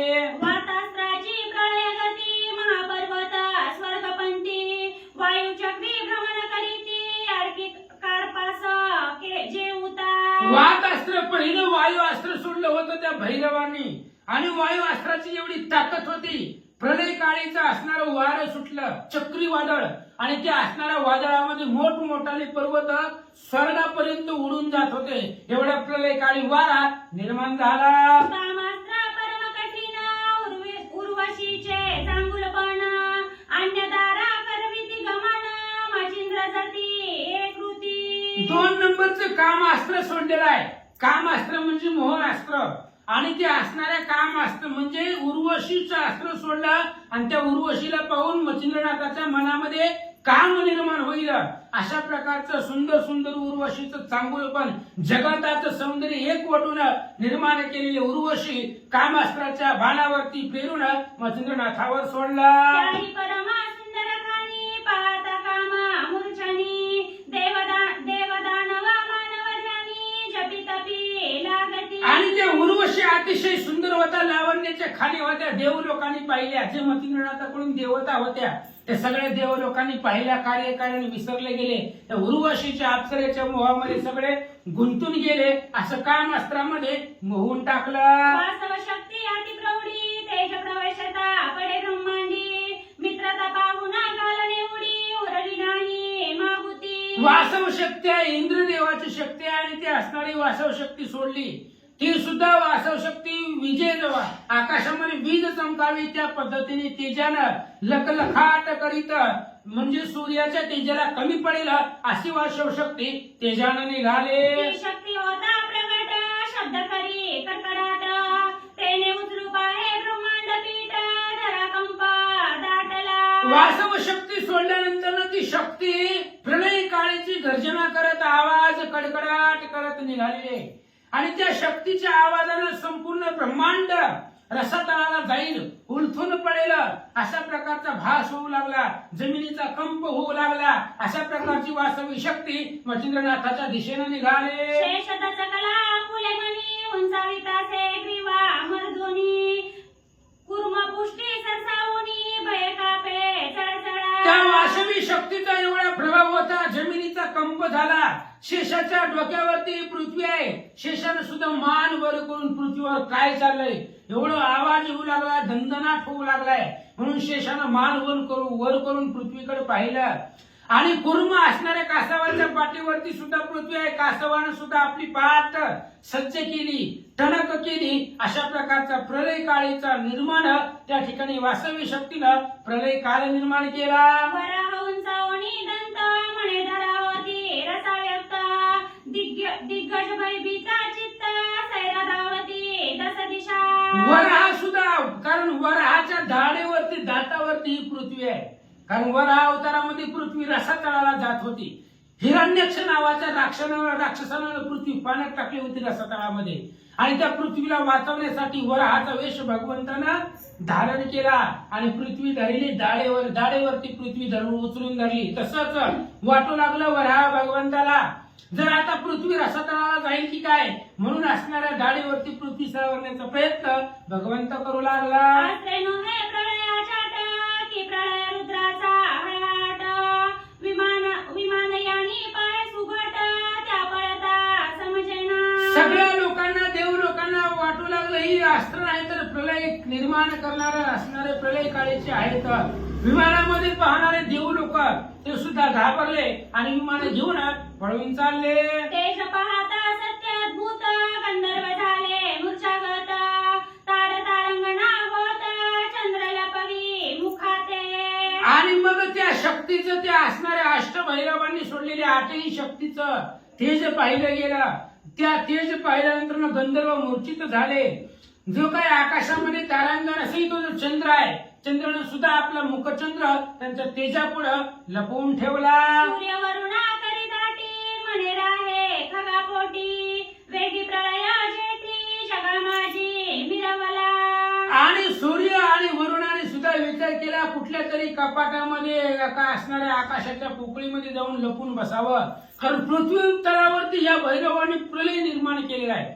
जर तिथं पृथ्वीवरती गेलं तर जागणार नाही म्हणून कुठेतरी एका खडामध्ये पोकळीमध्ये ढगामध्ये लपून बसावं सूर्य वरुणाने विचार केला. शिव झाला भयातुर रक्षी कपाटे गिरिकंदर आईचा प्रलय होता पार ठाई ठाई पडताती. महादेव सुद्धा महादेवालाही भीती वाटली. महादेवाने विचार केला आपण या युद्धाच्या भानगडीत नसतोय आपण आपल्या देवाचं भजन करणार आपण ही प्रलय भैरवाने निर्माण केला कुठंतरी कपाटामध्ये जाऊन बसावं अशा प्रकारचा विचार महादेवाने केला.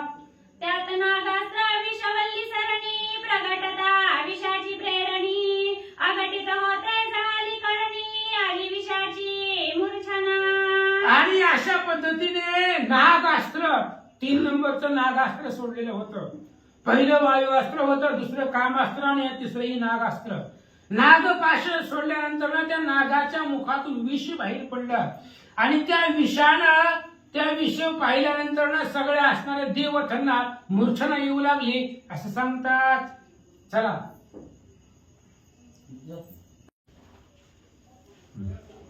होता ब्रह्मास्त्र शापाधिक त्यात प्रवेशला रुद्रास्त्र पावक तो क्षणे जाळू पाहे सकळीक ग्रासीन म्हणे ब्रह्मांड.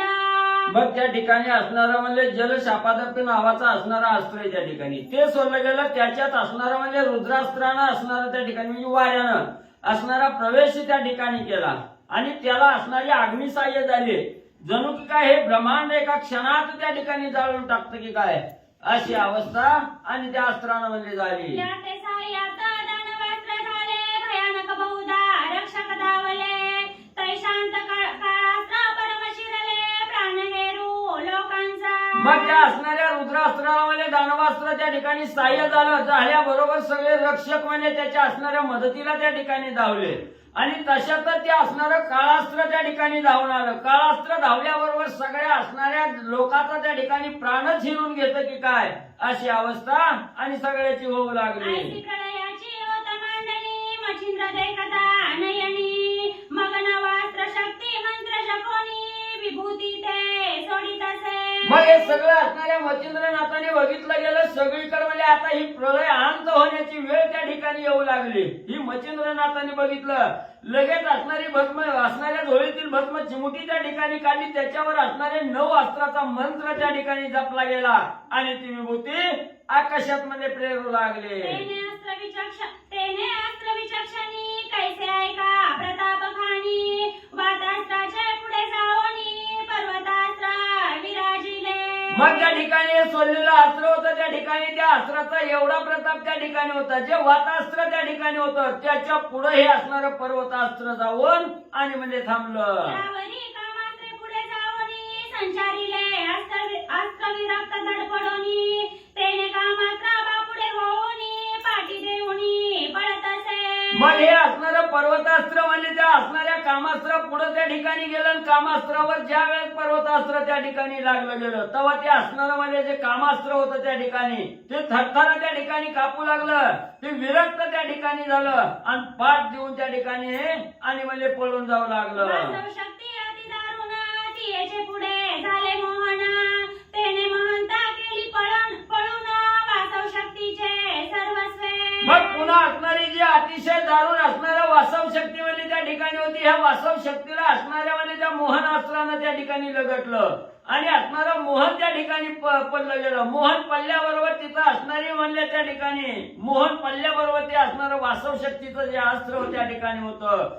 त्या शक्तीनं मोहनाला त्या ठिकाणी आणि म्हणजे गिळलं गेलं. नागास्त्राचे पडी पाडी खगेंद्रास्त्र घाली उडी, सकळ नागांची झुपडी दाढे खाली रगडीते. मग परत असणारं म्हणजे असणारं नागास्त्र त्या ठिकाणी सोडलं, त्या नागास्त्रावर असणाऱ्या गरुडाचं अस्त्र त्या ठिकाणी सोडलं. गरुडाचं अस्त्र आल्याबरोबर सगळ्या नागाला आपल्या दाढत म्हणजे असणाऱ्या गरुडाने घेतलं. यावरी ब्रह्मास्त्र प्रलय नळ, या स्तवास्त्र उरोनिधी केवळ, शांतीवरून वाचे सफळ आशीर्वचन नाता ते. मग परत असणारं जे ब्रह्मास्त्र त्या ठिकाणी होतं, हे ब्रह्मास्त्र म्हणजे त्या ठिकाणी असणाऱ्या आणि ह्या नाताला म्हणजे असणाऱ्या मच्छिंद्र नाताला त्या ठिकाणी आशीर्वाद देण्यासाठी किंवा नाताच्या असणाऱ्या अंगी शांतता त्या ठिकाणी प्रस्थापित करण्यासाठी ते ब्रह्मास्त्र आणि म्हणजे धावलं. यावरी रुद्रास्त्र उरुनिधी केवळ, तया पुढे धाडिले कार्तिकेय अस्त्र बाळ, एकाची सर्वांग झाले शीतळ, कोप शांताब्दिता बुडाला. मग या असणाऱ्या जे रुद्रास्त्र त्या ठिकाणी होतं त्या रुद्रास्त्राच्या पुढे म्हणजे कार्तिकेय अस्त्र त्या ठिकाणी आलं आणि हे कार्तिक अस्त्र आल्याबरोबर असणारा जो काही राग त्या ठिकाणी होता किंवा जे काय अंगामध्ये असणारा त्या ठिकाणी क्रोध झालेला होता, हे कार्तिक अस्त्र लपेटल्या बरोबर सगळा राग म्हणजे शांत झाला. दानवास्त्र नाही मिती, त्याची मचिंद्राचे देवास्त्र करी शांती, सकळ त्याते पाहुणी जाती अंतरिक्षास्थानी आपुल्या. परत या असणाऱ्या दानवास्त्र जे त्या ठिकाणी होतं त्या दानवास्त्रानं म्हणजे त्या ठिकाणी मच्छिंद्रनाथाचं जे असणारं देवास्त्र होतं त्या देवास्त्राला म्हणजे दानवास्त्रानं त्या ठिकाणी शांत केलं आणि अंतर्यामी असणारं त्या ठिकाणी जाऊन गुप्त म्हणजे झालं. यावरी काळास्त्र गहन, तेने संजीविनी अस्त्र पुढे पाहून, मागोमागे पाश घेऊन निर्लज्जपणे पळताती. मग पुन्हा असणारं काळास्त्र म्हणजे त्या ठिकाणी अतिशय श्रेष्ठ असणारं काळास्त्र त्या ठिकाणी आलं आणि ते काळास्त्र असणाऱ्या संजीवनी अस्त्राच्या पुढे त्या ठिकाणी गेल्याबरोबर सगळे पास जे असणारे टाकलेले होते ते पास आपल्या बरोबर घेतलं आणि बिहून म्हणजे पळून गेले. ऐशी अष्टांची अष्टनिवृत्ती करुणी पावली सकळ शांती, यावरी जे अस्त्र उरले नववे मिती, तयाची ख्याती परिसावी. मग अशा प्रकारे अष्टभैरवानी जी 8 शास्त्र म्हणजे त्या ठिकाणी टाकलेली होती त्या सगळ्या अस्त्राचं खंडन म्हणजे असणाऱ्या मच्छिंद्रनाथाने केलं. मग असणाऱ्या अष्टभैरवाच्या हाती एक 9वं अस्त्र त्या ठिकाणी शिल्लक राहिलेलं होतं. ते कोणतं अस्त्र त्या ठिकाणी सोडलं, त्याने काय ख्याती त्या ठिकाणी केली ऐका म्हणले. देवातास्त्र अर्क प्रचंड, प्रवेश करिता भैरव पिंड, तेने विकळ झाले अष्टपिंड, चलन वेलन विसरले. मग परत असणारं जे म्हणजे असणाऱ्या भैरवाचं जे असणारं म्हणजे त्या ठिकाणी भैरवपिंड नावाचं जे अस्त्र होतं त्या ठिकाणी ते सोडलं गेलं आणि त्याच्यावर असणारं म्हणजे वातास्त्र नावाचं अस्त्र म्हणजे मच्छिंद्रनाथाने त्या ठिकाणी सोडलं आणि हे जे असणाऱ्या आकाशामध्ये जे काय असणारी हवा आहे त्या ठिकाणी ही हवा त्या ठिकाणी बंद केली. बंद केल्याबरोबर सगळ्या असणाऱ्या म्हणजे अष्टभैरवाचं त्या ठिकाणी जे चलन वलन होतं हलणं फिरणं त्या ठिकाणी होतं हे सगळं आणि बंद पडलं. प्रथम वासव शक्ती प्रकट होत, धनाना उठला ब्रह्मांडी समजता, तो प्रलय नाद अंबा ऐकत, परिचारिका धाडित असे.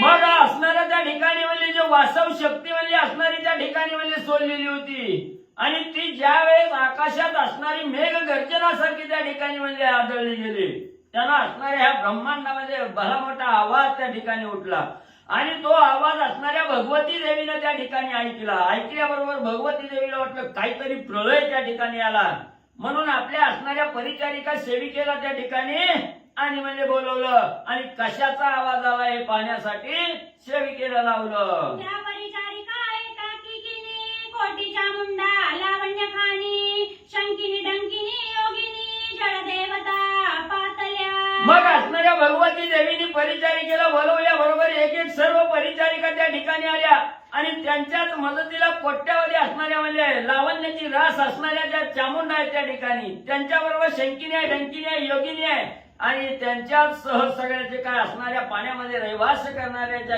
जलदेवता आहेत त्याही म्हणजे आल्या. चंडा रंडा मुंडा मुंडा मंडा मुंडा वंडा आणि वितंडा आयशावर निल्या किती तोंडा अष्टरात्री दाविंदल्या. मग या असणाऱ्या परिचारिकेच्या सेवेलाच म्हणजे असणाऱ्या चंडा मुंडा रांडा कुंडा असणाऱ्या त्या ठिकाणी मंडा वंडा आणि वितंडा अशा असणाऱ्या म्हणजे 8 राष्ट्रातल्या 8 देशातल्या असणाऱ्या ज्या सेविका होत्या ह्या भगवतीच्या त्याही आणि म्हणजे जाऊन आल्या. पूर्वी 5 साती समाचार आल्या सती त्यांनी पाहुनी प्रलयगती सकळ समुदाया तो आणला. मग तुम्ही म्हणताल ह्या 8 देशामध्ये कोण त्या ठिकाणी बोलवायला गेलं, कोण मदतीला त्या ठिकाणी बोलविलं, तर म्हणजे पूर्वी ज्या असणाऱ्या आपल्या दासी त्या ठिकाणी होत्या भगवतीच्या त्या काय 5-6 होत्या म्हणजे त्या ठिकाणी त्या 5-6 जणी पुढे त्या ठिकाणी आल्या. त्यांनी बघितलं प्रलय काळ आता होता लागलाय, अंत होतो की काय अशी अवस्था ज्यावेळेस त्या सेविकेला वाटले त्यावेळेस त्यांनी 8 राष्ट्रातल्या असणाऱ्या ज्या बाकीच्या ज्या रंडा चंडा मुंडा होत्या त्यांनाही बोलवून आणि म्हणजे आणलं. मुंडा तीव्र त्वरा शास्त्रास्त्री करीती मारा परितो सुभाटा मचिंद्र निवारिती अस्त्राने. मग आता याच्यामुळेच आपल्यावर प्रलय काळ होण्याची वेळ त्या ठिकाणी आली. म्हणून ज्या काय 8 देशातल्या ज्या काय असणाऱ्या चामुंडा त्या ठिकाणी आलेल्या होत्या त्यांनी आपल्या आपल्या परीने असणारी जी काही शस्त्र अस्त्र त्या ठिकाणी होती ती मच्छिंद्रनाथावर त्या ठिकाणी मारण्यासाठी सुरुवात केली. सगळ्या अस्त्रशास्त्राचं चामुंडाच्या मच्छिंद्रनाथाने म्हणजे निवारण केलं.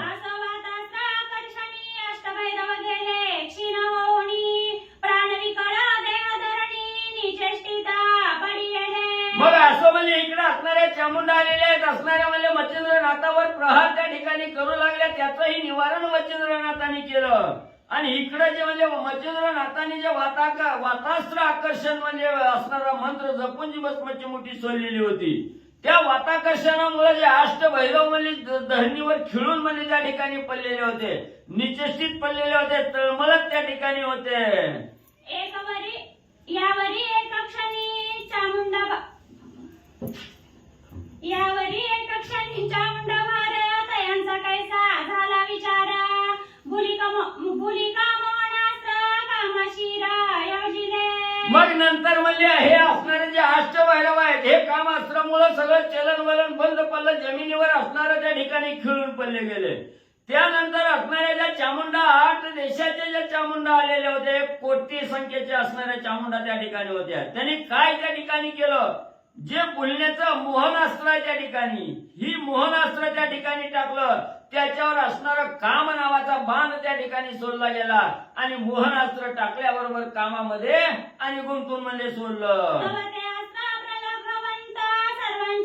सर्वांच्या संचारिले देही गुप्त तेने सैनिका मूर्छित पिशाच्या समान भ्रमताती. म्हणजे मोहनास्त्र सोडल्याबरोबर ते मोहनास्त्र जाऊन म्हणजे त्या असणाऱ्या अष्टभैरवाला म्हणजे त्या ठिकाणी झगटलं गेलं आणि झगटल्याबरोबर त्यांच्या देहाच्या ठिकाणी कामानं संचार त्या ठिकाणी केला आणि कामाचा संचार झाल्याबरोबर त्या ठिकाणी मूर्छना शनैक मूर्छना त्या ठिकाणी आलेली होती आणि त्या मूर्छनेचं इकडून तिकडं असणाऱ्या भूतासारखी अवस्था त्या ठिकाणी झाली. आपण काय करतो याचं भानही त्यांना आणि राहीना गेलं. कोणी वाद्य घेऊन नाचती कोणी उगीचा टाळ्या पिटीती कोणी खागी तंत्री लाविती कोणी हसती गदगदा. मग ज्या वेळेस मोहनास्त्र असणाऱ्या त्या ठिकाणी अंगाला झगटलं गेलं तेव्हा येडं पिसं झाल्यासारखी अवस्था त्या ठिकाणी करू लागली. उगाच उठायचं नाही तिकडे पळायचं परत यायचं टाळ्या वाजवायच्या गाणी म्हणायची नाही त्या पद्धतीनं असणारं म्हणजे नखर करत नाचायचं त्या ठिकाणी असं वेडं वाकडे अवस्था त्या ठिकाणी होऊ लागली. कोणी म्हणती विमान आले कोणी उग्याचा डोलीती डोले कोणी धावती मणी पाऊले पळता उलटोनी पडताती. मग त्या मोहनास्त्र झगटल्यामुळे असणारं म्हणजे मोहन पडलं गेलं. आपण काय करतो याचं भान त्यांना त्या ठिकाणी राहिना गेलं. उगाच असणाऱ्या आकाशाकडे बघायचं आलं विमान आलं म्हणायचं त्या ठिकाणी उगा असणाऱ्या माना त्या ठिकाणी डोलवायच्या आणि इकडून तिकडे म्हणजे पळत सुटायचं आणि पाळता पाळता पाय अडकडून तोंडावर म्हणजे त्या ठिकाणी उलटून पडायचे.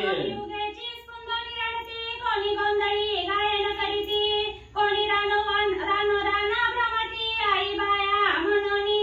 मग असणारा भ्रमित अवस्था त्या अष्टभैरवाची त्या ठिकाणी झाली. कुणी असणारा उगाचच रडायचं म्हणजे विनाकारण त्या ठिकाणी, कुणी असणारा हसायचं त्या ठिकाणी, कुणी गाणी त्या ठिकाणी म्हणायचे आणि इकडून तिकडे म्हणजे असणारे भीतीयुक्त अंतकरण झाल्याने करायचं ना रान त्या ठिकाणी सायरा बायरा आया बाया म्हणून म्हणजे त्या ठिकाणी आणि पळून सुटायचं. कोणी रडती धुळीता, कोणी मृतिका उधळीता, कोणी उद उद म्हणता, कोणी रडता पडताती. मग त्या ठिकाणी पळायला गेलं की पायात पाय अडकायचा, तोंडावर त्या ठिकाणी पडायचं, पुन्हा उठायचं, पुन्हा लोळायचं त्या ठिकाणी आणि आई राजा उद उद करत म्हणले कुणी असणार आई राजा उद उद म्हणायचं, कुणी रडायचं, कुणी गाणं गायचं.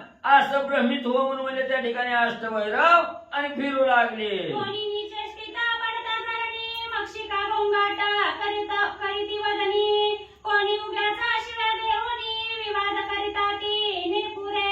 मग कोण कोण असणाऱ्या त्या ठिकाणी निश्चित मेल्यासारखी अवस्था होऊन धरणीवर त्या ठिकाणी पडायची. त्यांच्या नाका तोंडात सगळ्या माशाचा गोंगाट म्हणजे त्या ठिकाणी व्हायचा. कुणी पळत त्या ठिकाणी उठायचं नाही, ती तोंडाला येईल ती अपशब्दानं शिव्या त्या ठिकाणी द्यायच्या. कुणी असणारे एकमेकाबरोबर आणि म्हणजे भांडण करायचं. कोणी भेटती दाटती प्रेमे, कोणी काष्टाची उगवणीचा प्रेमे, नाना खेळा स्त्रिया उगमे, पुरुष नावी होताती. मग त्या ठिकाणी एवढं म्हणजे एकमेकाविषयीचं प्रेम बी त्या ठिकाणी दाखवायचं, भांडण बी त्या ठिकाणी करायचं, एकमेकाच्या असणाऱ्या बायासारखं पत्नी म्हणून बी त्या ठिकाणी बोलायचं. अशा प्रकारे भ्रमित अवस्था अष्टभैरवाची झाली आणि नाही ती चाळे त्या ठिकाणी करू लागले. कोणी फेडीती नेसते वसाना, वृक्षाने सविती गुंडाळून, कोणी कवळवणी करी पाषाणा, स्तनपान करीती त्या. मग भ्रमित झालेले आपण काय करतो याचं भानच त्यांना त्या ठिकाणी नव्हतं. अंगावरची धोत्र काढायची, झाडाला त्या ठिकाणी घालायची, दगड उचलायची, छातीला धरायचं, जणू काही लहान मुलाला जसं आई म्हणजे दूध प्राशन करते तसं म्हणजे दूध पाजल्यासारखं असणाऱ्या दगडाला त्या ठिकाणी छातीला धरून कावटाळायचं. कोणी काढवणी चोळी चिंधोटी, त्याची नेसती लंगोटी, अंगाच्या चोणी भस्माची मोठी, भोपळ्यानं रोटी कवळमिया. मग कुणी कुणी म्हणजे अंगावरची असणारी कपडे काढायची, धोतर असलेलं काढायचं, फाडायचं आणि त्याची असणारी लंगूट करायची, ती लंगूट म्हणजे अंगाला त्या ठिकाणी गुंडाळायची. उगा असणारा त्या ठिकाणी म्हणजे माती घ्यायची ना अंगाला भस्मची मुटल्यावणी भस्म लावल्यावणी म्हणजे आणि त्या ठिकाणी करायचे. कोणी उर्ध्वा करुणी हस्ता, लेक मनोनी भिक्षा मागता, कोणी शृंगारा काढून निश्चित, पाषाणाते लेवविले. मग क्षणात असणाऱ्या आकाशाकडे त्या ठिकाणी बघायचं आणि अलग निरंजन म्हणायचं, भिक्षा आकाशाकडे बघून त्या ठिकाणी मागायची. कुणी असणाऱ्या अंगावरचा दाग दागिने त्या ठिकाणी काढायचं आणि दगडाला म्हणजे घालायचं, झाडाला त्या ठिकाणी बांधायचं. अशी भ्रमित अवस्था अष्टभैरवाची म्हणजे त्या मोहनास्त्रानं केली. ऐसा होता चमत्कार, त्यात काय करी नाथ मचिंद्र, विद्या गौरवी प्रहार, तया माझी संचडवी. मग असं असणाऱ्या ज्या वेळेशी भ्रमित असणारे अष्टभैरव त्या ठिकाणी झाले आणि सैराबाईला त्या ठिकाणी जाऊन भ्रमित होऊन काहीही कार्य त्या ठिकाणी करू लागले, त्याच वेळेस मच्छिंद्रनाथाने त्या ठिकाणी बघितलं गेलं आणि बघितल्यानंतर म्हणजे त्याच्यावर असणाऱ्या त्या ठिकाणी विद्यागौरव नावाचा मंत्र त्या ठिकाणी मारला गेला आणि तो मंत्र त्यांच्यात संचरला. ते अस्त्राच्या पळास बळवंत, वसने सोडोनी ओसडोनी त्वरित, नेवोनी या गगनपंते अंबराते निरविली. मग ते विद्यागौरव नावाचं जे अस्त्र होतं ते अस्त्र अतिशय चपळ आणि बलवान असणारं अस्त्र त्या ठिकाणी होतं. ते अस्त्र गेल्याबरोबर त्यांच्या अंगावरची असणारी कपडे त्या ठिकाणी काढायची ना आकाशात म्हणजे वाऱ्यावर झुकारून म्हणजे द्यायचे. मग त्या सकळा नग्न ओवनी नृत्य करीती सकळावणी, त्याही सकळानी मचिंद्र मुनी मायास्त्रे जल्पितसे. मग म्हणजे सगळी असणारी अंगावरची कपडे त्या ठिकाणी उतरल्याबरोबर सगळी नग्न त्या ठिकाणी व्हायची. ह्या धरणीवर असणारं म्हणजे येडावाकडं नृत्यकाम त्या ठिकाणी करायचे. नंतर म्हणजे असणाऱ्या मच्छिंद्रनाथांनी त्याच्यावर म्हणजे असणारं मायास्त्र म्हणजे सोडलं. तेने करुणी अपार पुरुष, सर्वभूषणी महादक्ष, निर्गुणी नाथ प्रत्यक्ष, समर संचार करीत असे. मग हे मायास्त्र त्या ठिकाणी गेल्याबरोबर सगळे असणारी जी म्हणजे पुरुष त्या ठिकाणी होतं ती सगळे पुरुष म्हणजे अतिशय सावध त्या ठिकाणी झाले, दक्ष त्या ठिकाणी झाले आणि आपापले जे काय अलंकार त्या ठिकाणी होते ते अंगावर त्या ठिकाणी घातले आणि समोर असणारं त्या ठिकाणी नाथ महाराजाला बघितलं. ऐसी करुणी दृढ रहाटी, जलपेले होटी तेने करुणी सर्व गोरटी देहा प्रती पातल्या. स्त्रिया होत्या काय त्या चामुंडा. मग म्हणले त्या ठिकाणी एवढं म्हणले असणारं माया अस्त्र त्या ठिकाणी सोडलं गेलं आणि तिथं जे अष्टभैरवी त्या ठिकाणी होते. हे माया अस्त्र ज्या वेळेस असणाऱ्या म्हणजे त्या असणाऱ्या चामुंडेला त्या ठिकाणी झगटलं गेलं आणि त्याच्यावर नंतर म्हणजे असणाऱ्या मच्छिंद्रनाथांनी स्मरण नावाचा अस्त्र त्या ठिकाणी सोडलं आणि स्मरण अस्त्र सोडल्याबरोबर त्या सावध त्या ठिकाणी झाल्या आणि सावध झाल्याबरोबर आपण काय करतोय काय करायला पाहिजे याचं भान त्या ठिकाणी आलं. देहावर त्या ठिकाणी आल्या आणि स्वतःच्या अंगाकडे स्वतः बघू लागल्या. स्मरणी होत स्थित आपण आपणाकडे पाहता तो नग्न शरीरी केशमुक्त परमलज्जित मग त्या झाल्या. मग स्मरणास्त्र ज्या वेळेस चामुंडेला त्या ठिकाणी झगटलं गेलं त्याच वेळेस त्यांची जी भ्रमित अवस्था अष्टभैरव समवेत त्या ठिकाणी झालेली होती ती देहावर आल्या. आपल्या देहाकडे त्या ठिकाणी बघायला लागले. एकही वस्त्र त्या ठिकाणी अंगावर त्या ठिकाणी नाही हे बघितलं गेलं आणि पुन्हा लज्जित झाल्या खाली माना घालून त्या ठिकाणी म्हणले बसल्या. पोहते पाहती दृष्टी करुणी तो अपार पुरुष देखिले नयनी तेने फार लज्जित होवनी पळती सैराट नग्नाची. मग ज्या वेळेस आपण भ्रमित या मोहनास्त्राला त्या ठिकाणी झालो त्यावेळेस सगळे अंगावरची वस्त्र त्या ठिकाणी काढून टाकलेली होती आणि ज्या वेळेस असणारं त्या ठिकाणी स्मरणास्त्र झगटलं तेव्हा देहावर त्या ठिकाणी आल्या. स्वतःच्या शरीराकडे बघितलं आपण नग्न अवस्थेत आहोत त्या ठिकाणी. पुन्हा कोणी बघितलं का म्हणून आजूबाजूला बघितलं गेलं तर सगळे अष्टभैरवाचा मेळा त्या ठिकाणी होता. मग तर म्हणल्या सगळ्यांनी बघितलं म्हणून खजील झाल्या खाली माना घालून त्या ठिकाणी म्हणले वाकल्या. तो पळत पळत सहज नयनी भैरव पाहिले अणवस्तानी कंठी उरलाचे प्राण रुधिरावणी सांडतसे. मग ते असणाऱ्या त्या ठिकाणी म्हणजे सहज पुढं म्हणले त्या ठिकाणी बघितलं तर हे असणारे भैरव म्हणले त्या ठिकाणी पळत सुटायला लागलेली त्या ठिकाणी बघितलं गेलं. भैरवाची सुद्धा अशी अवस्था त्या ठिकाणी झालेली होती या देहातील कवा प्राण निघून जातोय आणि आपण कवा निचेष्टित पडतोय अशी अवस्था त्या ठिकाणी झाली होती. फक्त असणारा प्राण कंठाच्या ठिकाणी त्या ठिकाणी म्हणजे फक्त येऊन म्हणजे थांबलेला होता. सगळं नाका तोंडातून रक्त आणि धरणीवर म्हणजे सांडत होतं. आणि पाहिले नेत्रश्वेती मग पळून गेल्या जेथे भगवती अंबिका पाहुणी लग्न समजती आश्चर्यचित्ती करीत असे. मग त्या चामुंडाने अष्टभैरवाकडे बघितलं त्यांची ही बिकट अवस्था झालेली आहे. नाका तोंडातून रक्त त्या ठिकाणी पडतंय निचेष्टित पडलेली आहे. कंठाच्या ठिकाणी फक्त प्राण येऊन थांबलेला आहे. आता मरण अवस्था त्या ठिकाणी झालेली आहे. हे चामुंडाने ओळखलं गेलं आता आपली काही धडगत त्या ठिकाणी नाही. अंगावर एकही वस्त्र नाही तशाच अवस्थेत असणाऱ्या भगवती मातेकडं ह्या चामुंडा आपल्या घरानं सांगण्यासाठी आणि धावत पळत म्हणजे गेल्या. म्हणे का हो ऐसे केले कोणी तुम्हा ते नागविले एडी म्हणती सुकृत संपले म्हणून ही अवस्था हे झाली. मग सगळ्या चामुंडा भगवती देवीच्या समोर त्या ठिकाणी गेल्या. भगवती देवीनं बघितलं गेलं असणाऱ्या ह्या नासदासी सेविका त्या ठिकाणी आहेत. अंगावर वस्त्र नाही नग्न अवस्था त्या ठिकाणी झाली. म्हटल्याबरोबर भगवती देवीनं दासीला त्या ठिकाणी विचारायला सुरुवात केली. कागबाई अनुवली तुमची एवढी अवस्था बिकट म्हणजे का त्या ठिकाणी झाली. कुणी तुम्हाला त्या ठिकाणी म्हणजे एवढं नागवण केली. तेव्हा त्या असणाऱ्या परिचारिका सांगू लागल्या आई साहेब आता आमचं नशीबच म्हणजे फुटलं त्या ठिकाणी. आजपर्यंत असणारं सुकृत जेवढं होतं म्हणजे आमच्या नशिबात ती सगळं म्हणजे आज संपलं. आमच्यावर बिकट अवस्था म्हणजे आज आली. माया ओ माया जोगी आला कोणी कोणी कडणी जाणो आम्ही त्याला तेने करुणी अवस्था आम्हाला प्राण घेतला भैरवांचा. आई आई म्हणले एक असणारा जुगी आलेला आहे म्हणजे त्या ठिकाणी आणि ती जुगी कुणीकडून आलाय कसा आलाय अचानकच म्हणजे आम्हाला मी त्या ठिकाणी दिसलाय. कुठनं आलाय कशाला आलाय ह्याचं काय म्हणजे माहिती नाही. आमची तर एवढी नागवण केलीच केली पण त्या अष्टभैरवाचा सुद्धा जीव म्हणजे त्या असणाऱ्या आणि म्हणजे योग्यानं घेतला. श्री गणेशाय नमः श्री सरस्वती नमः श्री गुरुभ्यो नमः श्री सीतारामचंद्राय नमः. आता ज्यानी काय उरले तुम्ही स्वस्थाना सोडा वहिले ना तरी दशा पूर्व पावाल आम्हा दिसते जनानी. मग त्या असणाऱ्या सेविका ज्या होत्या त्या सेविका असणाऱ्या म्हणजे भगवती मातेला सांगू लागल्या आई साहेब आमची तरी विकट अवस्था केली. आमचं सुकृत सगळं म्हणजे संपलं गेलं. तर भैरवाला सुद्धा म्हणजे मारून त्या ठिकाणी टाकलं. आता फक्त म्हणजे तुम्हीच उरलाव म्हणजे त्या ठिकाणी. आता तुमची सुद्धा काटा काढल्याशिवाय ती मागं पुढं म्हणजे बघणार नाही. आताच्या आता म्हणजे ही असणारं ठिकाण त्या ठिकाणी सोडा आणि दुसरीकडे कुठं तरी जाऊन म्हणजे राहावा. नाहीतर या भैरवासारखी अवस्था आता तुमची सुद्धा म्हणजे ती बाबा आणि करेल.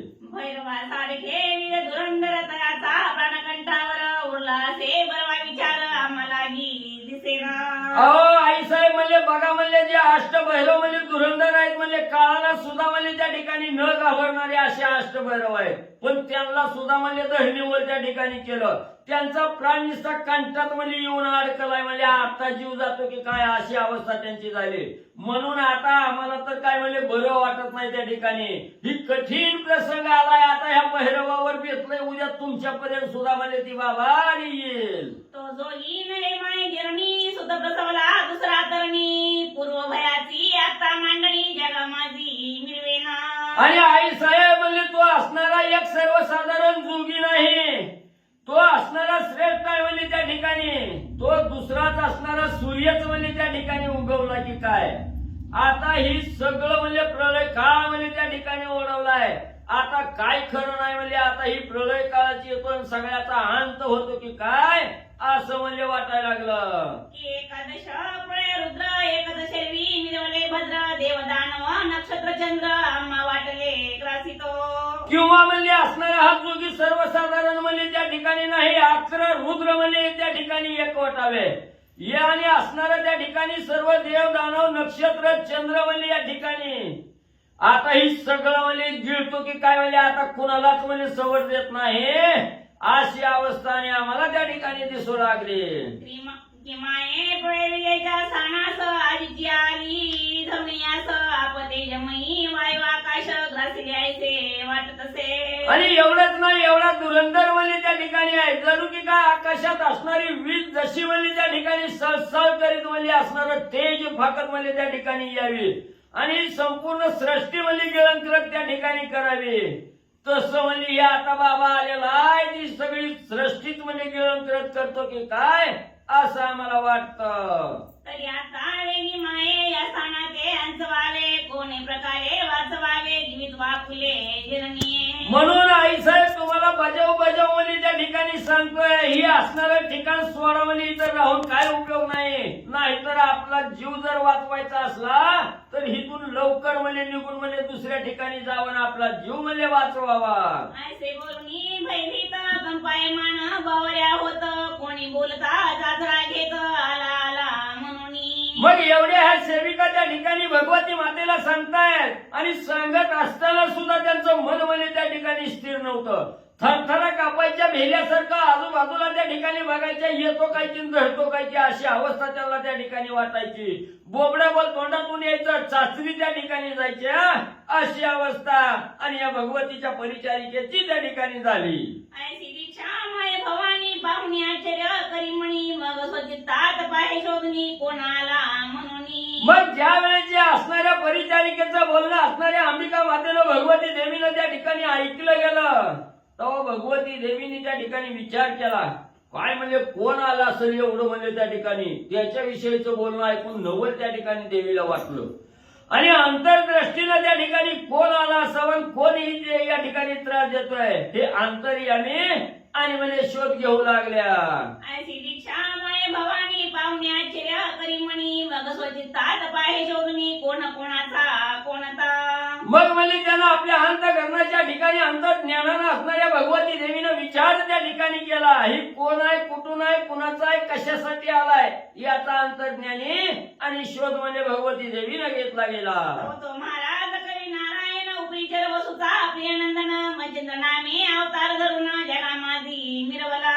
मग अंतर्यामी ज्या वेळेस असणाऱ्या भगवती देवीनं त्या ठिकाणी शोध घेतला त्याच वेळेचा कोण दुसरा तिसरा कोण त्या ठिकाणी नाही. असणाऱ्या कवी नारायणाचा अवतार घेतलेले त्या ठिकाणी मच्छिंद्रनाथ आहे आणि हे मच्छिंद्रनाथ कोण आहे उपरीचर वसूचा असणारा त्या ठिकाणी अतिशय आवडता असणारा म्हणजे त्या ठिकाणी मुलगा आहे आणि मच्छिंद्र नावानं अवतार धरून म्हणजे जगामध्ये त्या ठिकाणी मिरवत आहे याचा शोध असणाऱ्या देवीनं त्या ठिकाणी घेतला. ऐसे आम्ही स्वचित्तात मग सकाळ लागी वसने देत पुढे घालून आवला समस्त बाहेर आली जगत्रय जननी.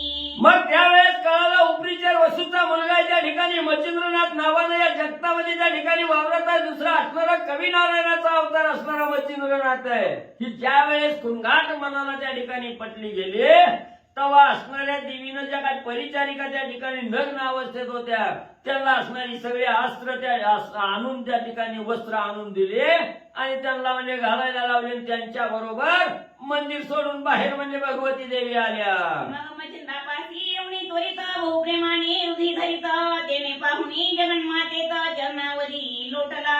मग त्या असणाऱ्या परिचारिका बरोबर घेतल्या. ज्या ठिकाणी मच्छिंद्रनाथ त्या ठिकाणी उभा होते तिथं धावतच असणारे म्हणजे भगवती माता अंबिका देवी त्या ठिकाणी आल्याबरोबर मच्छिंद्रनाथाला असणारं प्रेमाचं आलिंगन त्या ठिकाणी दिलं आणि असणारं आलिंगन दिल्याबरोबर मच्छिंद्रनाथाने बघितलं जगत्रय जननी आहे त्या ठिकाणी, हे त्रिजगताची असणारी आई आहे त्या ठिकाणी ही अंबिका माता आज आपल्याकडे त्या ठिकाणी आल्या. बघितल्याबरोबर मच्छिंद्रनाथाने देवीच्या चरणाला वंदन म्हणजे केलं. मग घेऊनी आणखी मच्छिंद्रनाथ म्हणे बा प्रताप केला बहुत तरी भैरव प्राणरहित झाले सावध करीत्यासी. मग असणाऱ्या अंबिका देवीनं मच्छिंद्रनाथाला आपल्या मांडीवर त्या ठिकाणी बसवून घेतलं आणि असणाऱ्या अंबिका माता बाहेर असणाऱ्या मच्छिंद्रनाथाला त्या ठिकाणी म्हणू लागल्या, बाबा तू अतिशय श्रेष्ठ त्या ठिकाणी आहे, तू अतिशय भला मोठा प्रताप त्या ठिकाणी केला आणि तुझ्या प्रतापामुळे जे काय हे अष्टभैरव आहेत त्या ठिकाणी प्राणरहित अवस्थेत त्या ठिकाणी पडलेले आहेत, निचेष्टित पडलेले आहेत. त्या भैरवाला आणि सावध कर मच्छिंद्रा. ऐसे ऐकून अंबिका वाणी प्रसन्न झाली चित्त भवानी. मग अस्त्र विद्या वाता कवशानी काढून घेतली ते समयी. मग असं अंबिका देवीने ज्या वेळेस मच्छिंद्रनाथाला त्या ठिकाणी सांगितलं आणि आई साहेबांचं बोलणं मच्छिंद्रनाथाने ऐकलं गेलं आणि मच्छिंद्रनाथाच्या हृदयाच्या ठिकाणी जी चित्त भवानी आहे, जे चित्त आहे ते चित्त असणारं त्या ठिकाणी आनंदित झालं आणि आनंदित झाल्याबरोबर त्या अष्टभैरवावर जे वाताकर्षण असणारं अस्त्र त्या ठिकाणी सोडलेलं होतं त्याच्यावर वात प्रेरक नावाचा मंत्र त्या ठिकाणी मारला. सगळे हवा त्या ठिकाणी चालू केले आणि ते वाताकर्षण मंत्र जपून काढून त्या ठिकाणी म्हणजे घेतला.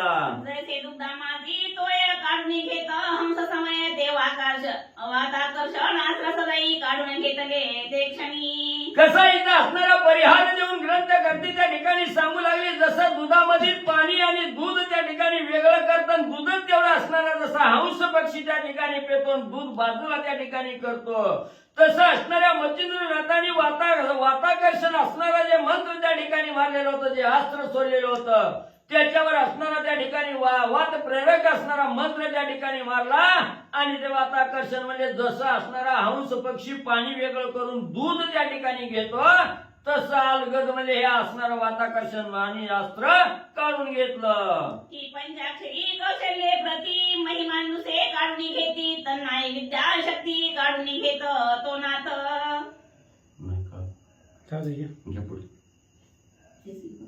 पुढे किंवा स्वबुद्धी विचक्षण कार्या सदा परस्वाधीन ते युक्ती प्रयुक्ती घेती करण प्रज्ञाबळे आपुलाले.